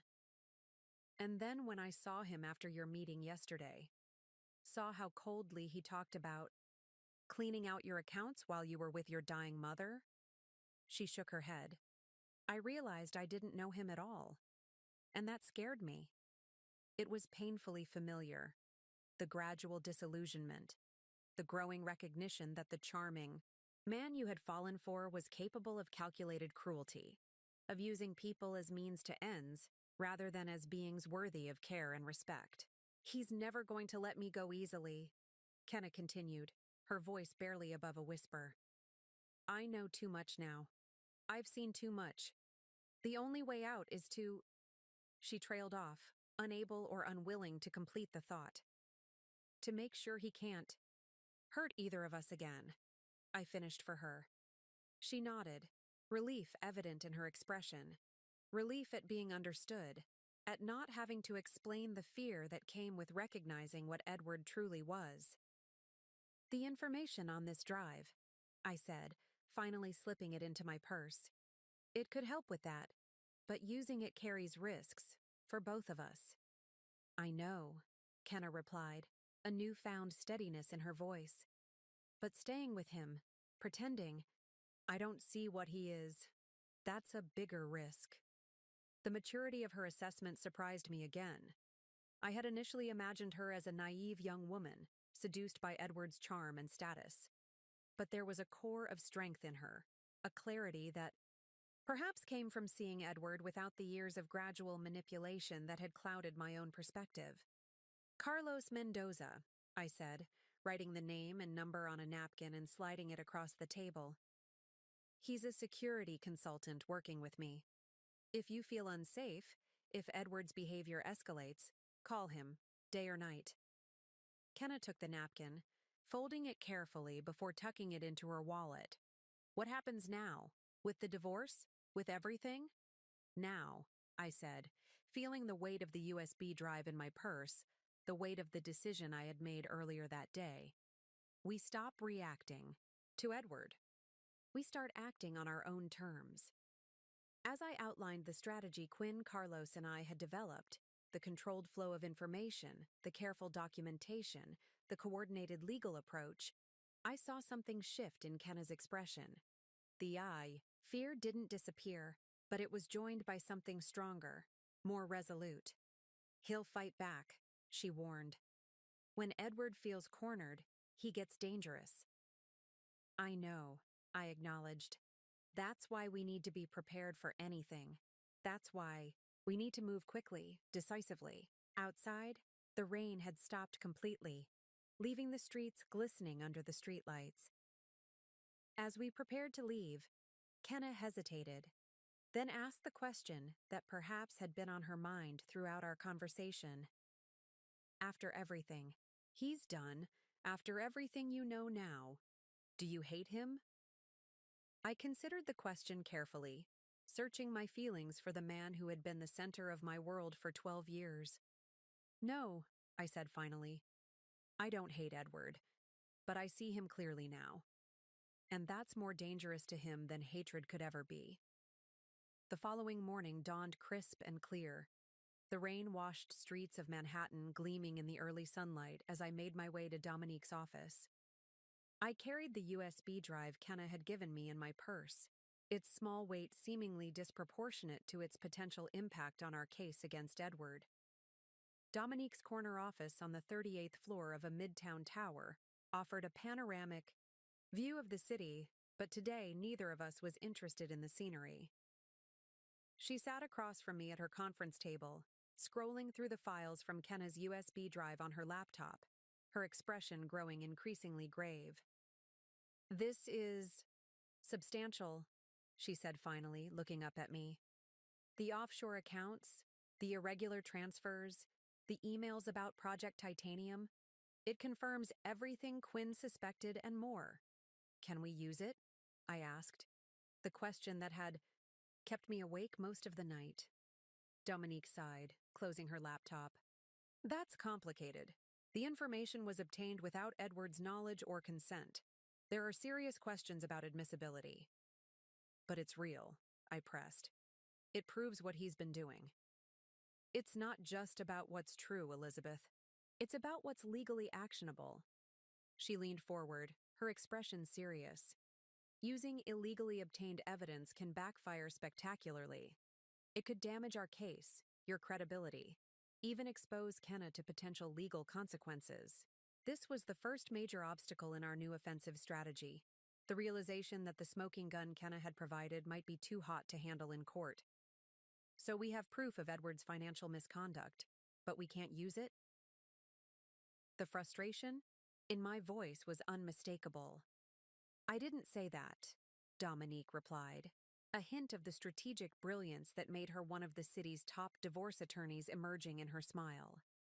We can't introduce it directly as evidence, but we can use it to guide our investigation, to know exactly where to look, what to request through proper legal channels. She stood, moving to the whiteboard that took up most of one wall of her office. Think of it as a map. We can't show the judge the map itself, but we can use it to navigate to destinations we can legally visit. As Dominique began outlining our revised approach, my phone buzzed with a text from Carlos on our secure line. Problem. Call when you can. I excused myself, stepping into the hallway to return his call. What's wrong? I asked without preamble when he answered. Edward is moving money, Carlos replied, his voice tense. Large transfers from the accounts we've been monitoring. He's liquidating assets faster than we anticipated. My heart sank. The London position? Maybe, but there's more. He's scheduled a flight to Zurich for tomorrow morning. Switzerland. Banking privacy. The implications were clear and alarming. He's running. Looks that way, Carlos confirmed. And he's trying to take as much as he can with him. I'll tell Dominique. We need to move faster. I ended the call and returned to the conference room, where Dominique was still mapping out our strategy on the whiteboard. We have a problem, I announced, relaying what Carlos had told me. Edward's accelerating his timeline. We need to file for emergency orders today, not next week. Dominique's expression hardened. Zurich is a red flag. I'll have my team prepare the emergency filings immediately. But Elizabeth, this changes things. We're no longer working methodically toward a settlement. This is now about preventing Edward from disappearing with assets. What do we need to do? I asked, the gravity of the situation settling over me. Everything, she replied grimly. Freeze accounts, place holds on property transfers, alert financial institutions to potential fraud. And we need to do it all within hours, not days. What followed was a blur of activity. Urgent calls to financial institutions, hasty preparation of legal documents, coordination with Quinn to gather supporting evidence that would stand up in court. Dominique's associates were dispatched to various courthouses across the city, filing emergency motions with a speed that testified to the seriousness of the situation. By mid-afternoon, I was sitting in a judge's chambers alongside Dominique, making our case for emergency injunctions to freeze Edward's assets. Judge Carlton, a stern-faced woman in her 60s with shrewd eyes that seemed to miss nothing, reviewed our hastily assembled documentation with meticulous care.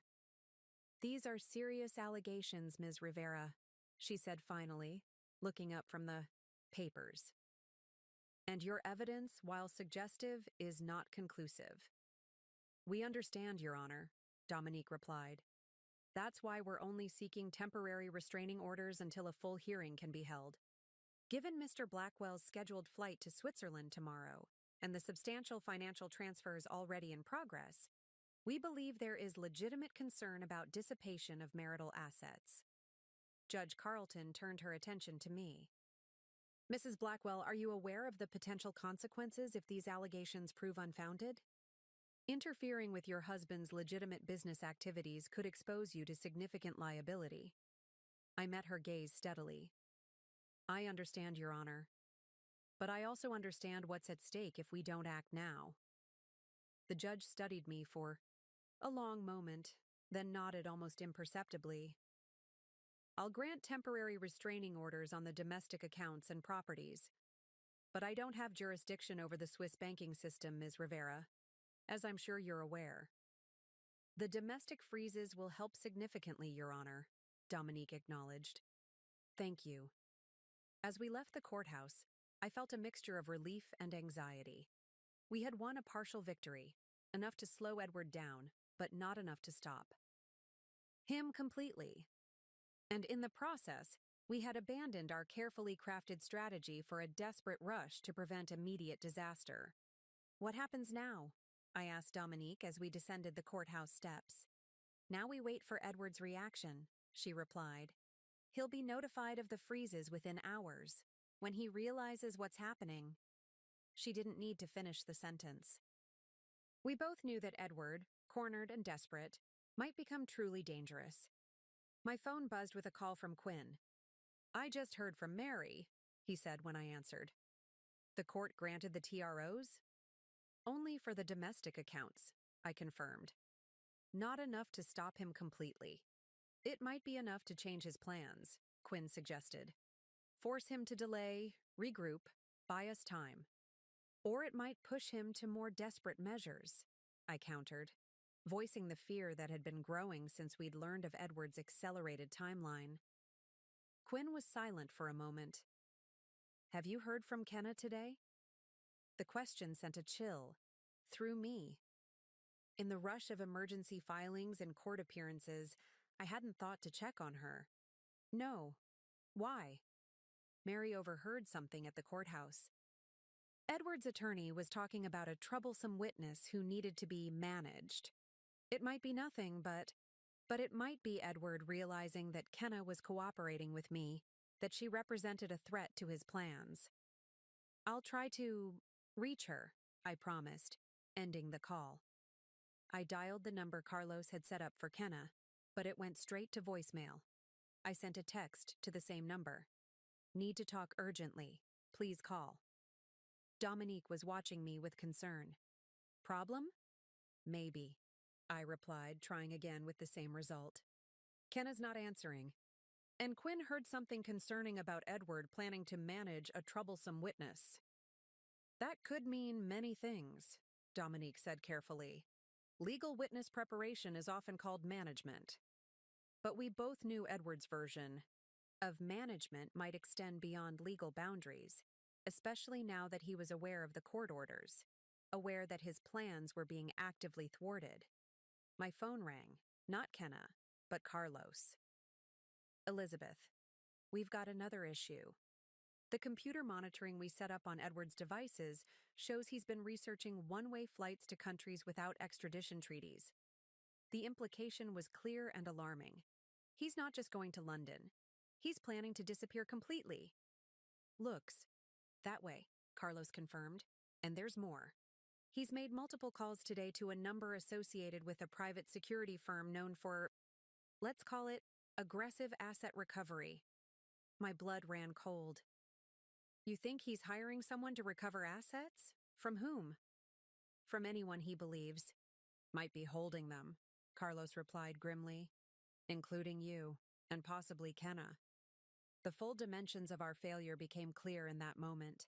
In moving quickly to stop Edward's financial maneuvers, we had pushed him toward more desperate, potentially violent alternatives, and Kenna, who had risked everything to help me, might now be in danger because of it. I need to find her, I said, more to myself than to Carlos. Before Edward does. I've already sent someone to her apartment, Carlos assured me. But she's not there. Neighbors say they heard an argument early this morning, then saw her leave with a suitcase. No one's seen her since. As I ended the call, the weight of our miscalculation pressed down on me. We had underestimated Edward's desperation, his resources, his willingness to escalate. We had thought we were taking the offensive, but in reality, we had merely forced him to reveal how far he was willing to go.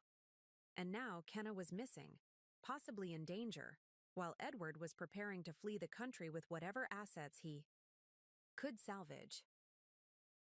Our first major move against Edward had failed, and the consequences were potentially dire. "We need to find her first," I said to Quinn and Carlos as we gathered in my apartment that evening. The atmosphere was tense, the gravity of our situation reflected in their grim expressions. "I've got people checking hotels, transportation hubs," Carlos reported, his laptop open on my kitchen island, multiple windows displaying surveillance feeds and tracking data. "So far, nothing. Either she's lying low somewhere off the grid or—" He didn't complete the sentence. He didn't need to. "Edward's too smart to do anything directly traceable to him," Quinn said, the prosecutor in him analyzing motivations, potential actions.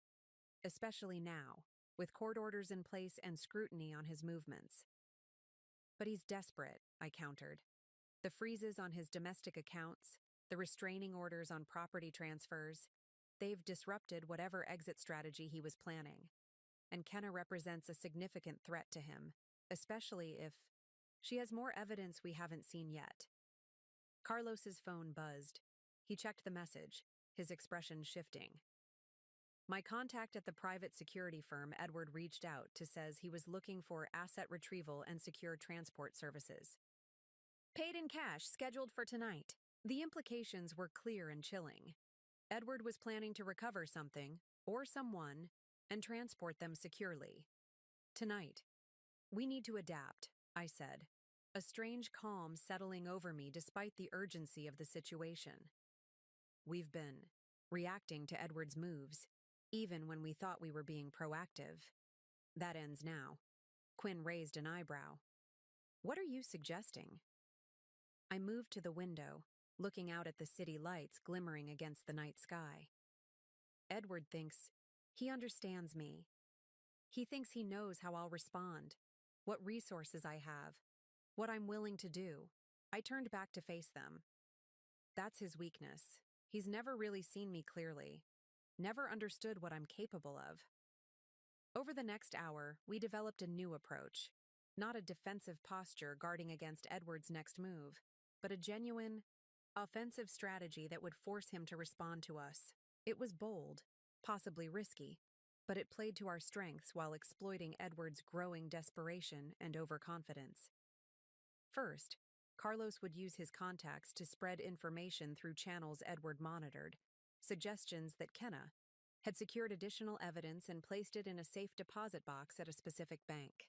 The goal was to draw Edward's asset retrieval team away from wherever they might be looking for Kenna herself.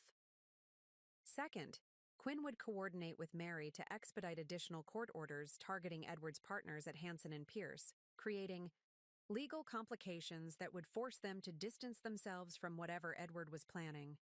And finally, I would do something Edward would never expect. I would confront him directly, face to face, at the one location he would feel most secure, his office at Hansen and Pierce. "It's too dangerous," Quinn objected. "Edward is unstable, possibly violent. You can't walk into his territory alone."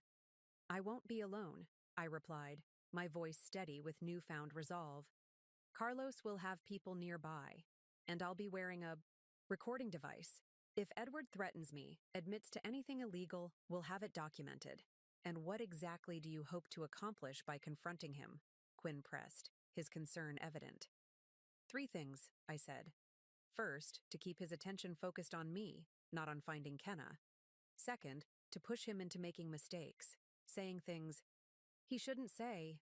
And third," I paused, the plan crystallizing fully in my mind, "to offer him what he wants most right now." Carlos looked up from his laptop. "Which is?" "A way out," I replied simply. "A settlement offer that appears to give him enough to execute his escape plan. One that's too tempting to refuse, even though it's actually a trap." They were both silent, considering the strategy. It was a gamble, undeniably. Edward was intelligent, calculating, and now backed into a corner. But he also had predictable weaknesses. His arrogance, his belief in his own superiority, and most critically, his consistent underestimation of me. "It could work," Carlos admitted finally. "But the timing has to be perfect. The information, About Kenna's supposed safe deposit box needs to reach Edward's security team at exactly the right moment. And the settlement offer needs to seem legitimate, Quinn added. Dominique will have to be involved, create the proper documentation. I nodded. I'll call her now, and then I need to prepare for tomorrow morning. As Quinn and Carlos continued, refining the details of our plan, I stepped into my bedroom to call Dominique. While waiting for her to answer, my gaze fell on a photograph I kept on my nightstand, one of the few personal items I had retrieved from our apartment after Edward changed the locks. It was a picture of my mother and me, taken at her 70th birthday celebration. Her eyes, so like mine, shone with quiet strength and wisdom. "You're stronger than you think, Lizzie," she had told me that night. Looking at her image now, I felt that strength flowing through me, steadying my nerves, clarifying my purpose. Dominique answered on the third ring. "Elizabeth, it's late. Is everything all right?" "No," I replied honestly. "But it's going to be. I need your help with something unusual." As I outlined our strategy, Dominique's initial skepticism gradually transformed into cautious approval. "It's unorthodox," she acknowledged. "But given Edward's accelerated timeline and the danger to Kenna, a conventional approach may no longer be viable. Can you prepare the settlement offer by morning?" I asked. "It needs to look legitimate, comprehensive, but contain the provisions we discussed." "I'll have it ready," she promised. "But Elizabeth, be careful tomorrow. Edward is cornered, and cornered animals are unpredictable." After ending the call, I returned to the living room where Quinn and Carlos were finalizing the logistics of our plan. The atmosphere had shifted, the earlier tension now replaced by focused determination. "Dominique is on board," I announced. "She'll have the settlement documents ready by morning." Carlos looked up from his laptop. "My team will be in position at the bank by 9 a.m. We've spread the information through channels Edward's people are monitoring. They should take the bait." Quinn stood gathering his things. "I'll coordinate with Mary tonight. The additional court orders will be ready first thing tomorrow." As they prepared to leave, Quinn paused at the door. "Are you sure about this, Elizabeth? Once we set this in motion—" "I'm sure," I replied, the certainty in my voice surprising even me. Edward thought he could leave me with nothing. Tomorrow he learns how wrong he was.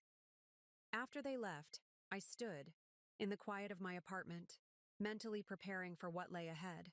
Tomorrow I would confront Edward on his own territory, would look into the eyes of the man who had betrayed me in the most profound way possible, and I would offer him exactly what he thought he wanted, while setting the stage for his downfall. 4. 12 years, Edward had seen a version of me that suited his purposes, accommodating, deferential, easily managed. Tomorrow he would finally meet the real Elizabeth Turner Blackwell, and nothing between us would ever be the same again. The morning light filtered through the floor-to-ceiling windows of Hanson and Pierce, casting long shadows across the marble floors of the lobby as I strode toward the reception desk. I had chosen my appearance carefully, not the casual clothes Edward had grown accustomed to seeing me in since our separation, but a tailored charcoal suit that projected authority, confidence, and most importantly, control. "I'm here to see Edward Blackwell," I told the receptionist, a young woman I didn't recognize from my previous visits to the firm. "Do you have an appointment?" she asked, her fingers poised over her keyboard. "No," I replied calmly. "But he'll see me. I'm his wife." The receptionist's eyes widened slightly at this, no doubt recognizing the name Blackwell, and perhaps aware of the rumors that had been circulating about Edward's personal and professional situation. "One moment, please," she said, picking up her phone. From the corner of my eye, I spotted Ashton Pierce emerging from the elevator bank, his expression shifting from distraction to alarm when he saw me standing in the lobby.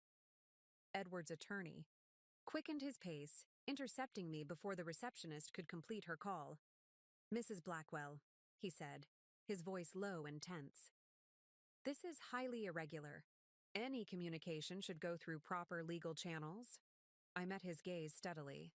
I have a settlement proposal for Edward, one that can't wait for legal channels. Ashton's eyes narrowed. If you have a proposal, you should submit it to me first. The proposal is time-sensitive, I replied, removing an envelope from my purse, the settlement documents Dominique had prepared overnight. And frankly, Ashton, given recent events, I think Edward will want to hear this directly from me. The reference to recent events had the intended effect. Ashton's posture stiffened, his expression betraying momentary uncertainty.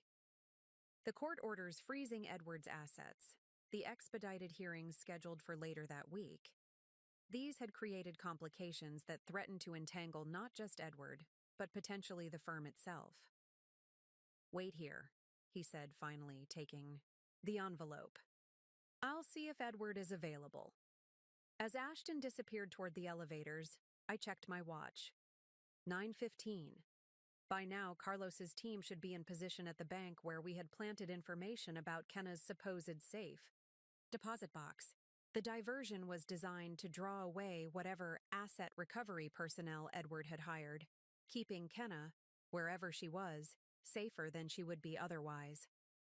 My phone vibrated with a text from Quinn.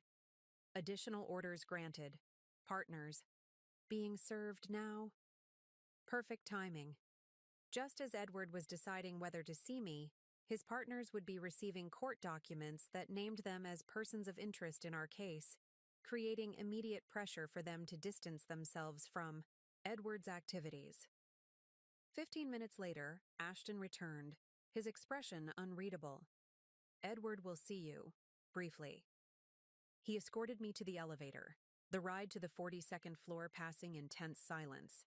As we walked through the executive floor toward Edward's corner office, I was aware of the curious glances from associates and staff, the hushed conversations that halted as we passed. Word was spreading quickly. Edward's office was exactly as I remembered it, expansive, meticulously organized, with floor-to-ceiling windows offering panoramic views of Manhattan. Edward himself stood behind his desk, his posture rigid, his expression a careful mask of professional detachment. "This is highly inappropriate, Elizabeth," he said, as Ashton closed the door behind me. "Ambushing me at my office." "Is it an ambush? To face your husband directly?" I asked, taking a seat without waiting for an invitation. "To offer a solution to the situation you've created?" Edward remained standing, maintaining the physical advantage of height. "Ashton says you have a settlement proposal, one that's supposedly time-sensitive." "It is," I confirmed, "because I know about your plans, Edward. The flight to Zurich, the research into non-extradition countries, the asset recovery team you hired for tonight." The momentary flicker in his eyes confirmed that my information was accurate, though he quickly recovered his composure. "I don't know what you're talking about." "Yes, you do," I said calmly. "Just as you know that your domestic accounts are frozen, your property transfers blocked, and as of this morning, your partners are being questioned about their knowledge of Project Titanium." At the mention of Project Titanium, Edward's carefully maintained facade cracked slightly. He glanced toward the door, perhaps concerned that our conversation might be overheard. "What exactly do you want, Elizabeth?" he asked, his voice lower, more controlled. "The same thing you want," I replied. "A clean resolution, an end to this situation before it damages both of us beyond repair." Edward's eyes narrowed with suspicion. "And you're suddenly willing to be reasonable? After filing emergency orders? Freezing my accounts? After involving my partners in our private dispute?" "I'm willing to be practical," I corrected him. "The settlement offer in that envelope provides you with enough liquidity to move forward with your plans. In exchange, you drop all claims to my separate assets and agree to a non-disclosure agreement regarding our marriage and divorce." Edward studied me for a long moment, clearly trying to determine what angle I was playing, what trap might be hidden in my unexpected reasonableness. "Why now? What's changed?" Here was the delicate part of our strategy, offering an explanation that would appeal to Edward's ego while concealing my true motives. "I'm tired, Edward," I said, allowing genuine weariness to color my voice. Tired? Of fighting. Tired of the public spectacle this is becoming. My mother always valued privacy, dignity. This circus would have horrified her. It was a calculated appeal to what Edward knew of my relationship with my mother, to values he had seen me demonstrate throughout our marriage. And importantly, it positioned my offer as coming from a place of emotional exhaustion rather than strategic calculation. Exactly the kind of feminine weakness Edward would find plausible. He picked up the envelope, removing the settlement, documents and scanning them with the rapid efficiency that had made him such an effective corporate attorney. I watched his face carefully, noting the moment when he reached the key provisions, the release of specific accounts from the court-ordered freeze, the accelerated timeline for transfer of assets, the mutual non-disparagement clauses. "This is more reasonable than I expected," he admitted finally, setting the papers down. "But there's a significant gap between signing these documents and having the court orders actually lifted. Dominique has prepared the necessary motions to vacate the emergency orders," I assured him. "They can be filed immediately upon execution of the settlement agreement." Edward moved to the window, looking out over the city as he considered my offer. I knew what calculations were running through his mind, how much the settlement would give him versus what he might eventually secure through protracted litigation, whether the accelerated timeline aligned with his plans for departure, what hidden angles I might be working that he hadn't identified yet. "What about Kenna?" he asked suddenly, turning back to face me. The question caught me off guard. "What about her? Is she part of this arrangement?" This sudden desire for a clean resolution? I maintained a neutral expression, though internally I was alarmed by the implication of his question. "Kenna is your concern, not mine. This settlement is between you and me." Edward's smile was cold, calculating. "You've spoken with her. You know she's been unreliable recently, emotional, making accusations." I chose my next words carefully, aware of the recording device concealed in my purse. "I know she's afraid, Edward, and I think we both know she has reason to be." Edward's eyes narrowed at my words, his jaw tightening almost imperceptibly. For a moment the mask slipped, the calculated charm, the careful control, revealing something harder, colder beneath. "Are you threatening me, Elizabeth?" His voice was soft, dangerous. "No," I replied evenly. "I'm acknowledging reality. Kenna is afraid because she's seen sides of you that I recognize all too well." He moved away from the window, circling his desk with the deliberate movements of a predator. "You think you understand the situation. You think your cousin and your lawyer and whoever else you've enlisted have given you some sort of advantage?" He leaned forward, palms flat on the desk. "You have no idea what you're dealing with." I met his gaze without flinching. "I think I do, Edward. Project Titanium, the offshore accounts, the systematic manipulation of investment valuations for Hansen and Pierce clients. I understand more than you realize." His composure fractured further, surprise and alarm flashing across his face before he could suppress them. "You're bluffing. You couldn't possibly have documentation," I finished for him. "Evidence that would interest not just divorce courts but federal prosecutors? You taught me the importance of thorough preparation, Edward. It's one of the few valuable lessons from our marriage." He straightened, reassessing me with new eyes, no longer seeing the accommodating wife he had shaped over years, but a formidable opponent who had been several steps ahead of him all along. "What exactly do you want?" he asked finally, his voice carefully controlled. "Exactly what's in that settlement agreement. No more, no less."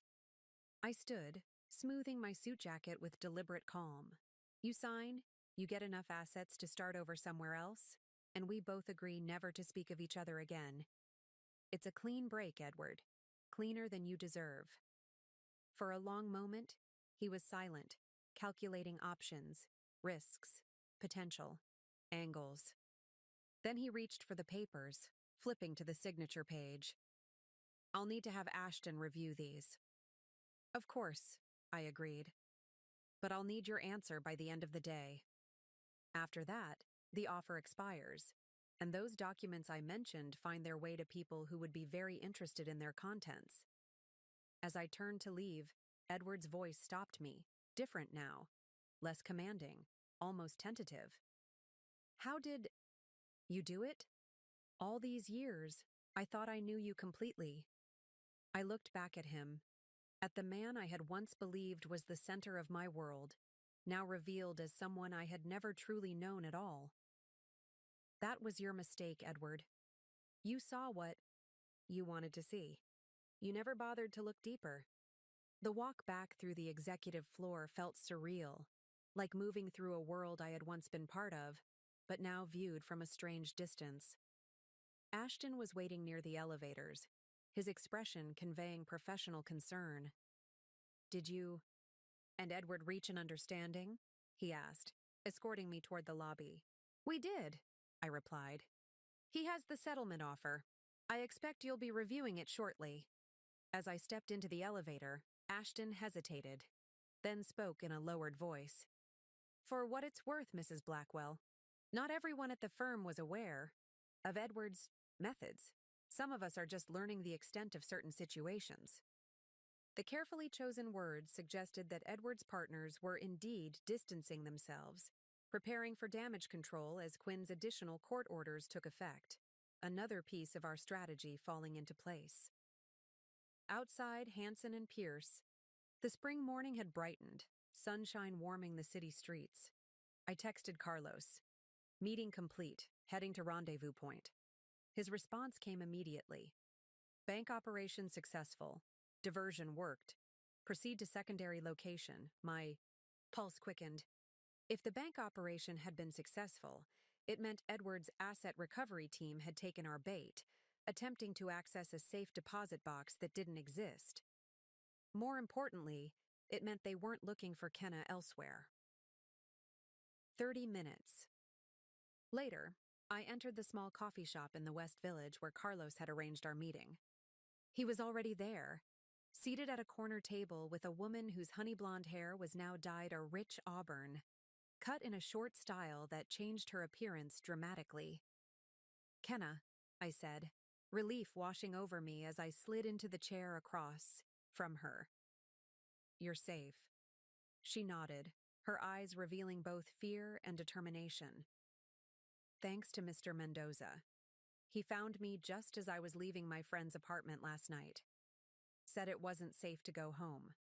Carlos nodded. "Edward's people were watching her building. If she'd stayed there or returned to her own apartment." He didn't need to finish the sentence. We all understood the risk Kenna had faced once Edward realized she was cooperating with me. "Edward asked about you," I told her. "During our meeting, he seemed concerned about your whereabouts." "Concerned for himself, not for me," Kenna replied with unexpected bitterness. "Did he take the settlement offer?" "He's reviewing it with his attorney," I said. "But I think he will. It appears to give him what he needs most right now. Enough liquid assets to execute his escape plan." Carlos leaned forward. "What he doesn't realize is that accepting the settlement triggers the monitoring protocols we've established with financial institutions. The moment he attempts to transfer funds, internationally, federal authorities will be notified. It was the hidden trap in our seemingly generous offer. Edward would gain access to funds, but those very funds would be flagged for monitoring, creating a legal trail that would follow him regardless of where he fled." "And the evidence about Project Titanium?" Kenna asked. "The documents I gave you?" "Secure," I assured her. "Quinn has arranged for them to be held by a trusted third party. If Edward honors the settlement, they remain sealed. If not, they go to the SEC and the district attorney's office." Carlos finished. Kenna nodded, her shoulders relaxing slightly. For the first time since I'd entered the coffee shop. "What happens to me now?" Edward knows I've helped you. He won't forget that.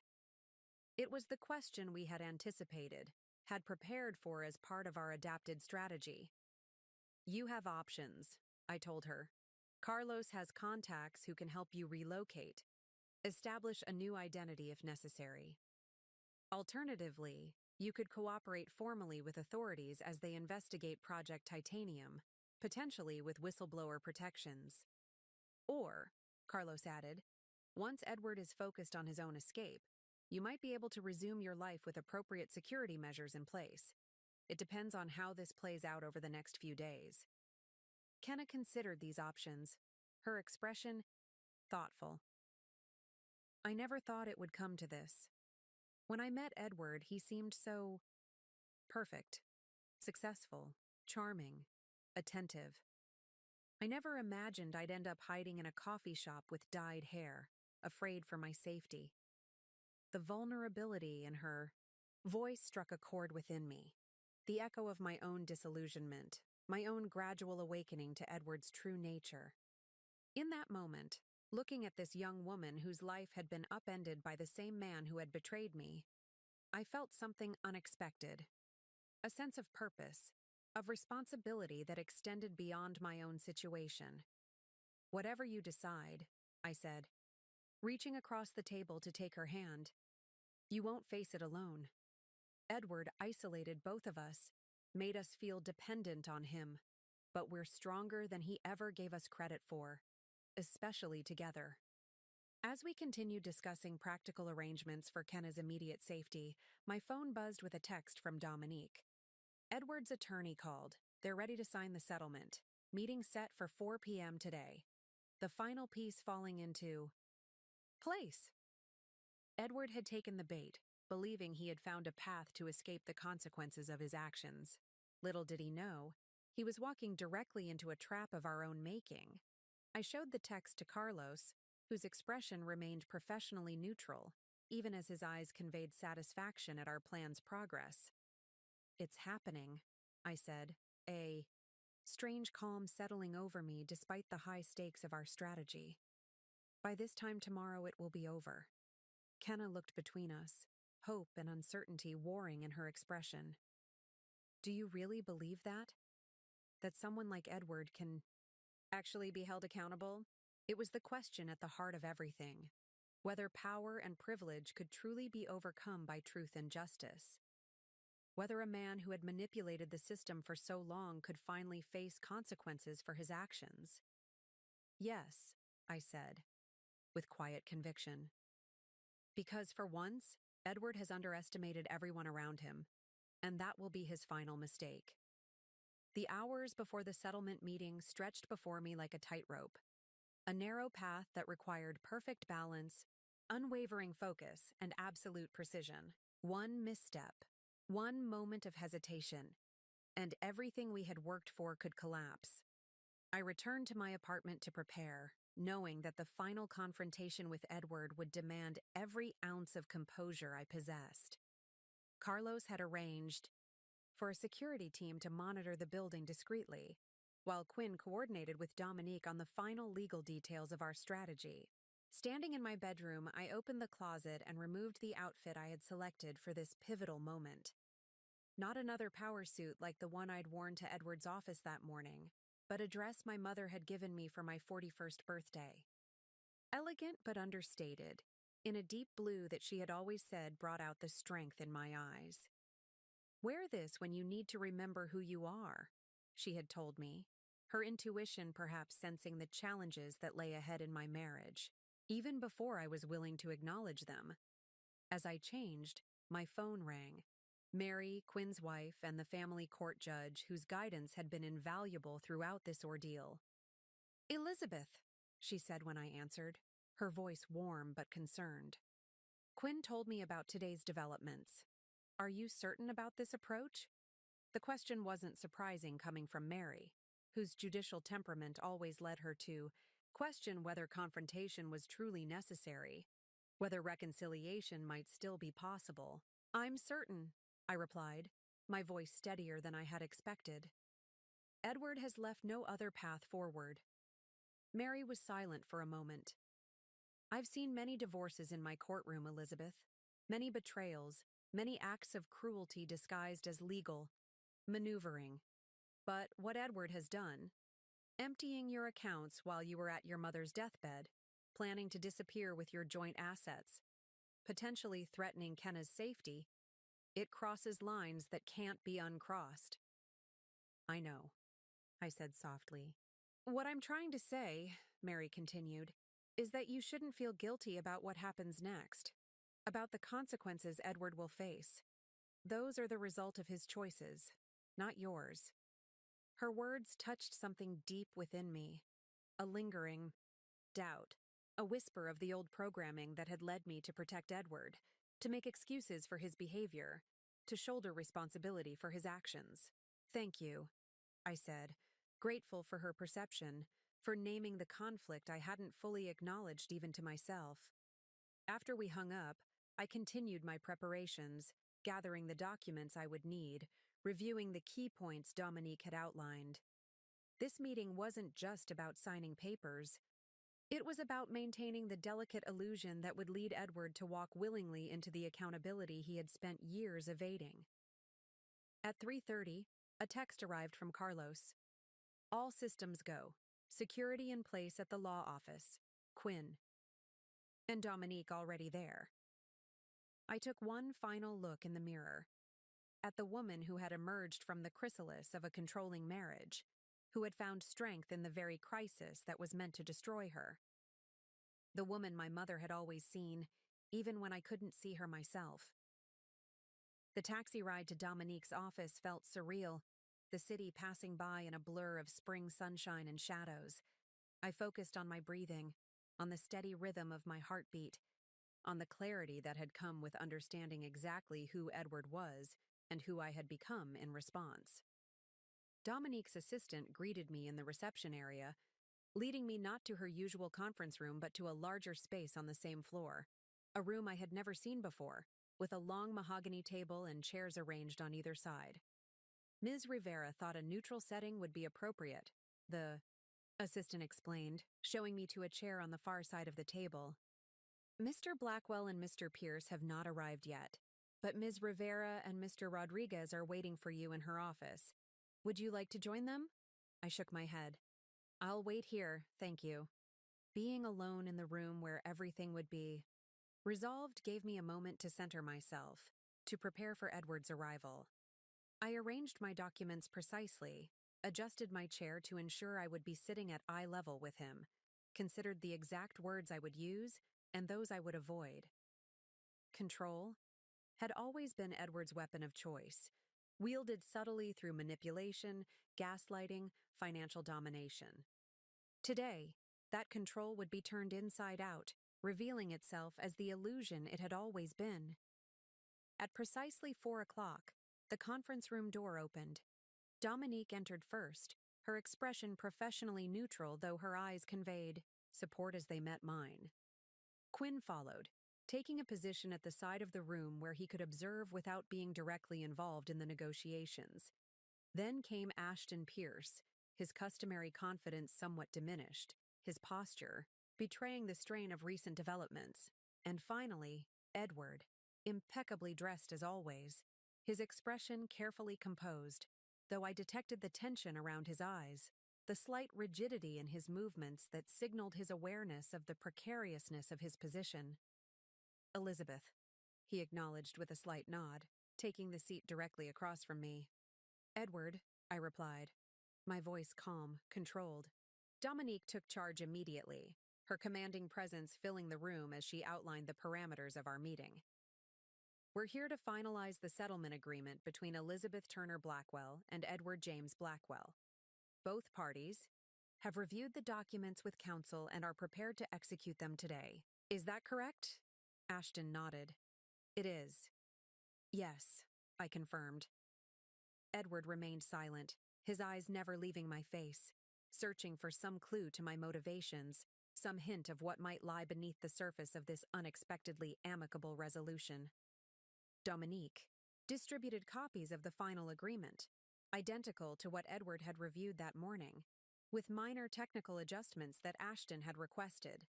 As Edward and his attorney examined the documents one final time, I maintained perfect stillness, offering nothing for Edward to read, to analyze, to exploit.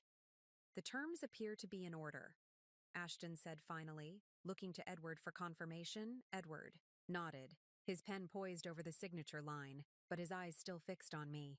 Before we proceed, I'd like a moment alone with Elizabeth.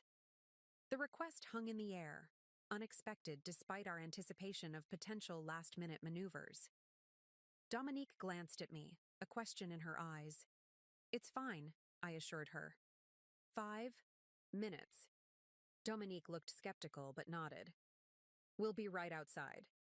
As the others filed out of the room, leaving Edward and me alone, I prepared for whatever tactic he might employ. Charm, intimidation, perhaps even a genuine attempt at reconciliation.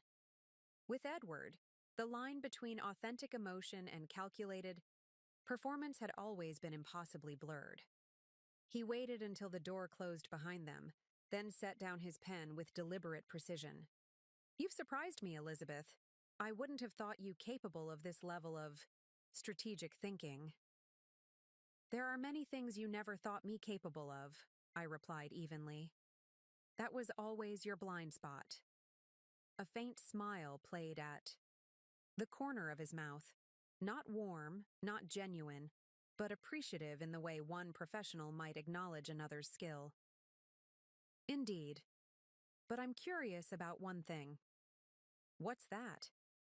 "Why this settlement? Why not pursue the scorched earth approach? Quinn and Dominique were clearly preparing. You had enough ammunition, between Kenna's cooperation and whatever financial records your cousin uncovered. It was the question we had anticipated, the one our entire strategy hinged upon. Edward's need to understand, to feel he had grasped all the angles, would be his undoing. Because this gives us both what we need, Edward," I said, the careful script we had prepared flowing naturally. "You get the liquidity for your fresh start elsewhere. I get closure, privacy, and the satisfaction of knowing our marriage is definitively over." He studied me, skepticism evident in his expression. "That simple? After everything that's happened?" "Not simple," I corrected him. "Necessary. I'm tired, Edward. Tired of fighting. Tired of dwelling in the past. Tired of allowing your betrayal to consume any more of my life than it already has." Something shifted in his gaze, a recognition, perhaps, of the truth beneath my words. For all our strategic calculations, this core sentiment was genuine. I was tired. Tired of Edward's manipulations, tired of the emotional and mental energy his betrayal had demanded. "And Kenna?" he asked, his voice carefully neutral.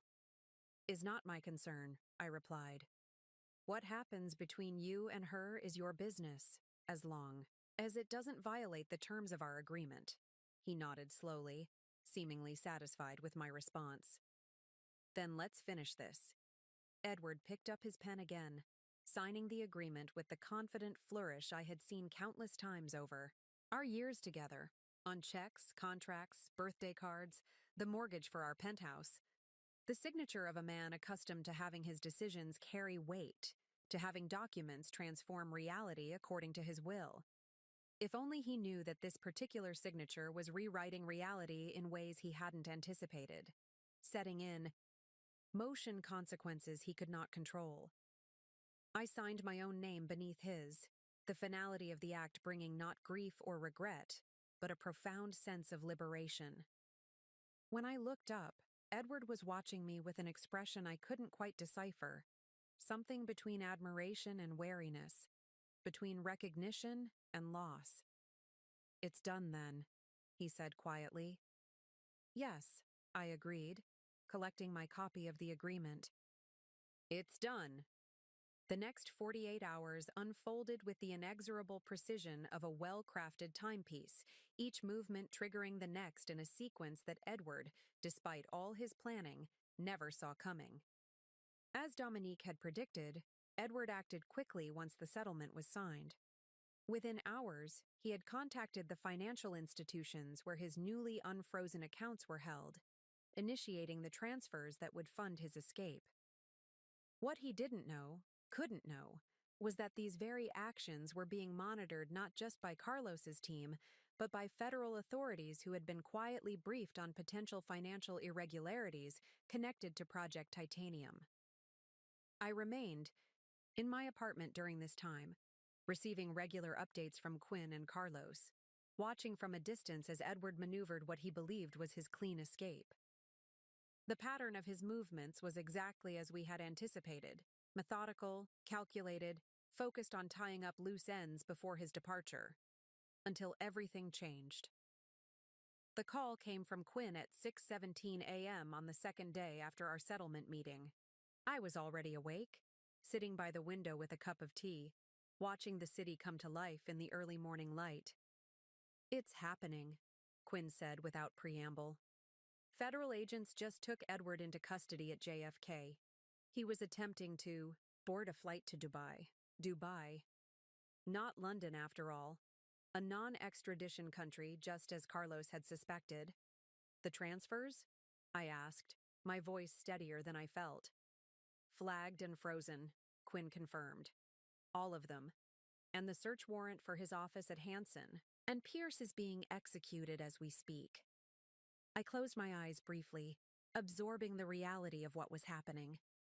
For all our planning, for all our strategic calculations, there was something sobering about knowing that Edward was now facing not just the end of our marriage, but potentially the end of his freedom, his career, everything he had built. "Elizabeth?" Quinn's voice brought me back to the moment. "Are you okay?" It was a complicated question. Was I okay knowing that the man I had once loved, had built a life with, was now in federal custody? Was I okay with the role I had played in bringing him to this point? "Yes," I said finally, the word carrying the weight of absolute truth. "I'm okay." And I was. Not triumphant, not vindictive, but at peace with the knowledge that justice, real justice, was finally being served. Edward had made his choices, had betrayed not just me but his partners, his clients, the very laws he had sworn to uphold as an attorney. The consequences he now faced were of his own making. "What about Kenna?" I asked, thinking of the young woman whose courage had been instrumental in bringing the truth to light. "Safe," Quinn assured me. "Mary has arranged protective custody until we know the full extent of the charges against Edward. After that, the U.S. Attorney's Office has indicated they might be interested in formal whistleblower status for her." I hung up. I remained by the window, watching the sun rise fully over Manhattan, casting the city in a golden light that seemed symbolic of the clarity that had finally arrived after months of darkness and uncertainty. Edward had sought to leave me with nothing. Instead, he had left me with something invaluable: the knowledge of my own strength, my own resilience, my own capacity to stand firm in the face of betrayal and cruelty. It was not the ending I would have chosen for our story when I had walked down the aisle 12 years earlier, full of hope and love and optimism, but it was the ending that justice demanded. 3 months after Edward's arrest, I stood on the balcony of my apartment, watching a summer storm roll across the city. The air was heavy with anticipation, charged with the electricity of approaching thunder, a perfect metaphor for the transformation my life had undergone since that rainy spring morning when I had discovered our accounts emptied. Edward's case had moved with unexpected swiftness through the federal justice system, the evidence against him so substantial that his attorneys had quickly pivoted from declarations of innocence to negotiations for leniency.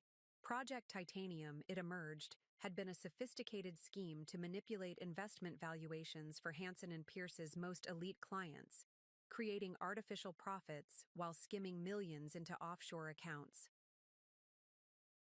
The settlement agreement Edward had signed, the one he believed would facilitate his escape, had instead created the legal framework that ensured these ill-gotten gains would be returned to their rightful owners, with a substantial portion set aside for those who had been unwittingly harmed by his actions. Hansen and Pierce itself was undergoing a painful restructuring. Several partners forced to resign as their knowledge of or complicity in Edward's activities came to light. Ashton Pierce, to his credit, had cooperated fully with investigators, apparently genuinely unaware of the full extent of Edward's financial manipulations. My phone buzzed with a text from Kenna. Just finished at the U.S. Attorney's Office. Official whistleblower status confirmed. Would love to meet for coffee next week if you're free. I smiled, typing back a quick confirmation. Kenna's journey had paralleled my own in many ways, from victim to witness to advocate. Her testimony had been crucial in building the case against Edward, her courage in coming forward, providing a model for others within the firm who had observed irregularities, but remained silent. The doorbell rang, pulling me from my reflections. Quinn and Mary stood in the hallway, carrying bottles of champagne and bearing wide smiles. It's official, Quinn announced as I let them in. The court approved the final distribution plan this morning. Every penny Edward tried to hide has been accounted for, with interest. Mary set the champagne on the kitchen counter, reaching for glasses. And more importantly, you are officially, completely, irrevocably divorced. The judge signed the decree an hour ago. I felt a wave of emotion wash over me, not grief or regret, but a profound sense of closure, of chapters ending and beginning, simultaneously. The woman who had signed a prenuptial agreement 12 years ago, who had gradually diminished herself to accommodate Edward's growing ego and control, was gone. In her place stood someone stronger, clearer, more authentically herself than she had been in years. As Quinn opened the champagne, the cork popping with a celebratory flourish, Dominique called to share the news I'd already heard from Mary, her satisfaction evident even through the professional tone she maintained. One more thing, she added before hanging up. The foundation board voted unanimously this morning. You're officially the new executive director starting next month. The Children's Literacy Foundation, where I had volunteered for years, where Edward had first approached me with that calculated charm, was now entrusting me with its leadership. A full-circle moment that represented not just professional validation, but personal reclamation. As we raised our glasses in toast, rain began to fall outside, steady and cleansing. I thought of my mother, of what she might say if she could see me now. Life is too short to become less than who you are, she had told me in her final months. Looking at the faces of those who had supported me through the darkest period of my life, Quinn, Mary, Dominique, even Kenna, I knew I had finally honored that wisdom. Edward had emptied our accounts, had attempted to leave me with nothing. Instead, he had inadvertently set me on the path to reclaiming everything: my financial security, my self-respect, my future. The storm outside intensified, lightning illuminating the city in brilliant flashes. But within my apartment, within myself, there was only clarity and calm. The kind of peace that comes not from absence of conflict, but from having weathered it and emerged stronger. Up next, you've got 2 more standout stories right on your screen. If this one hit the mark, you won't want to pass these up. Just click and check them out. And don't forget to subscribe and turn on the notification bell so you don't miss any upload from us.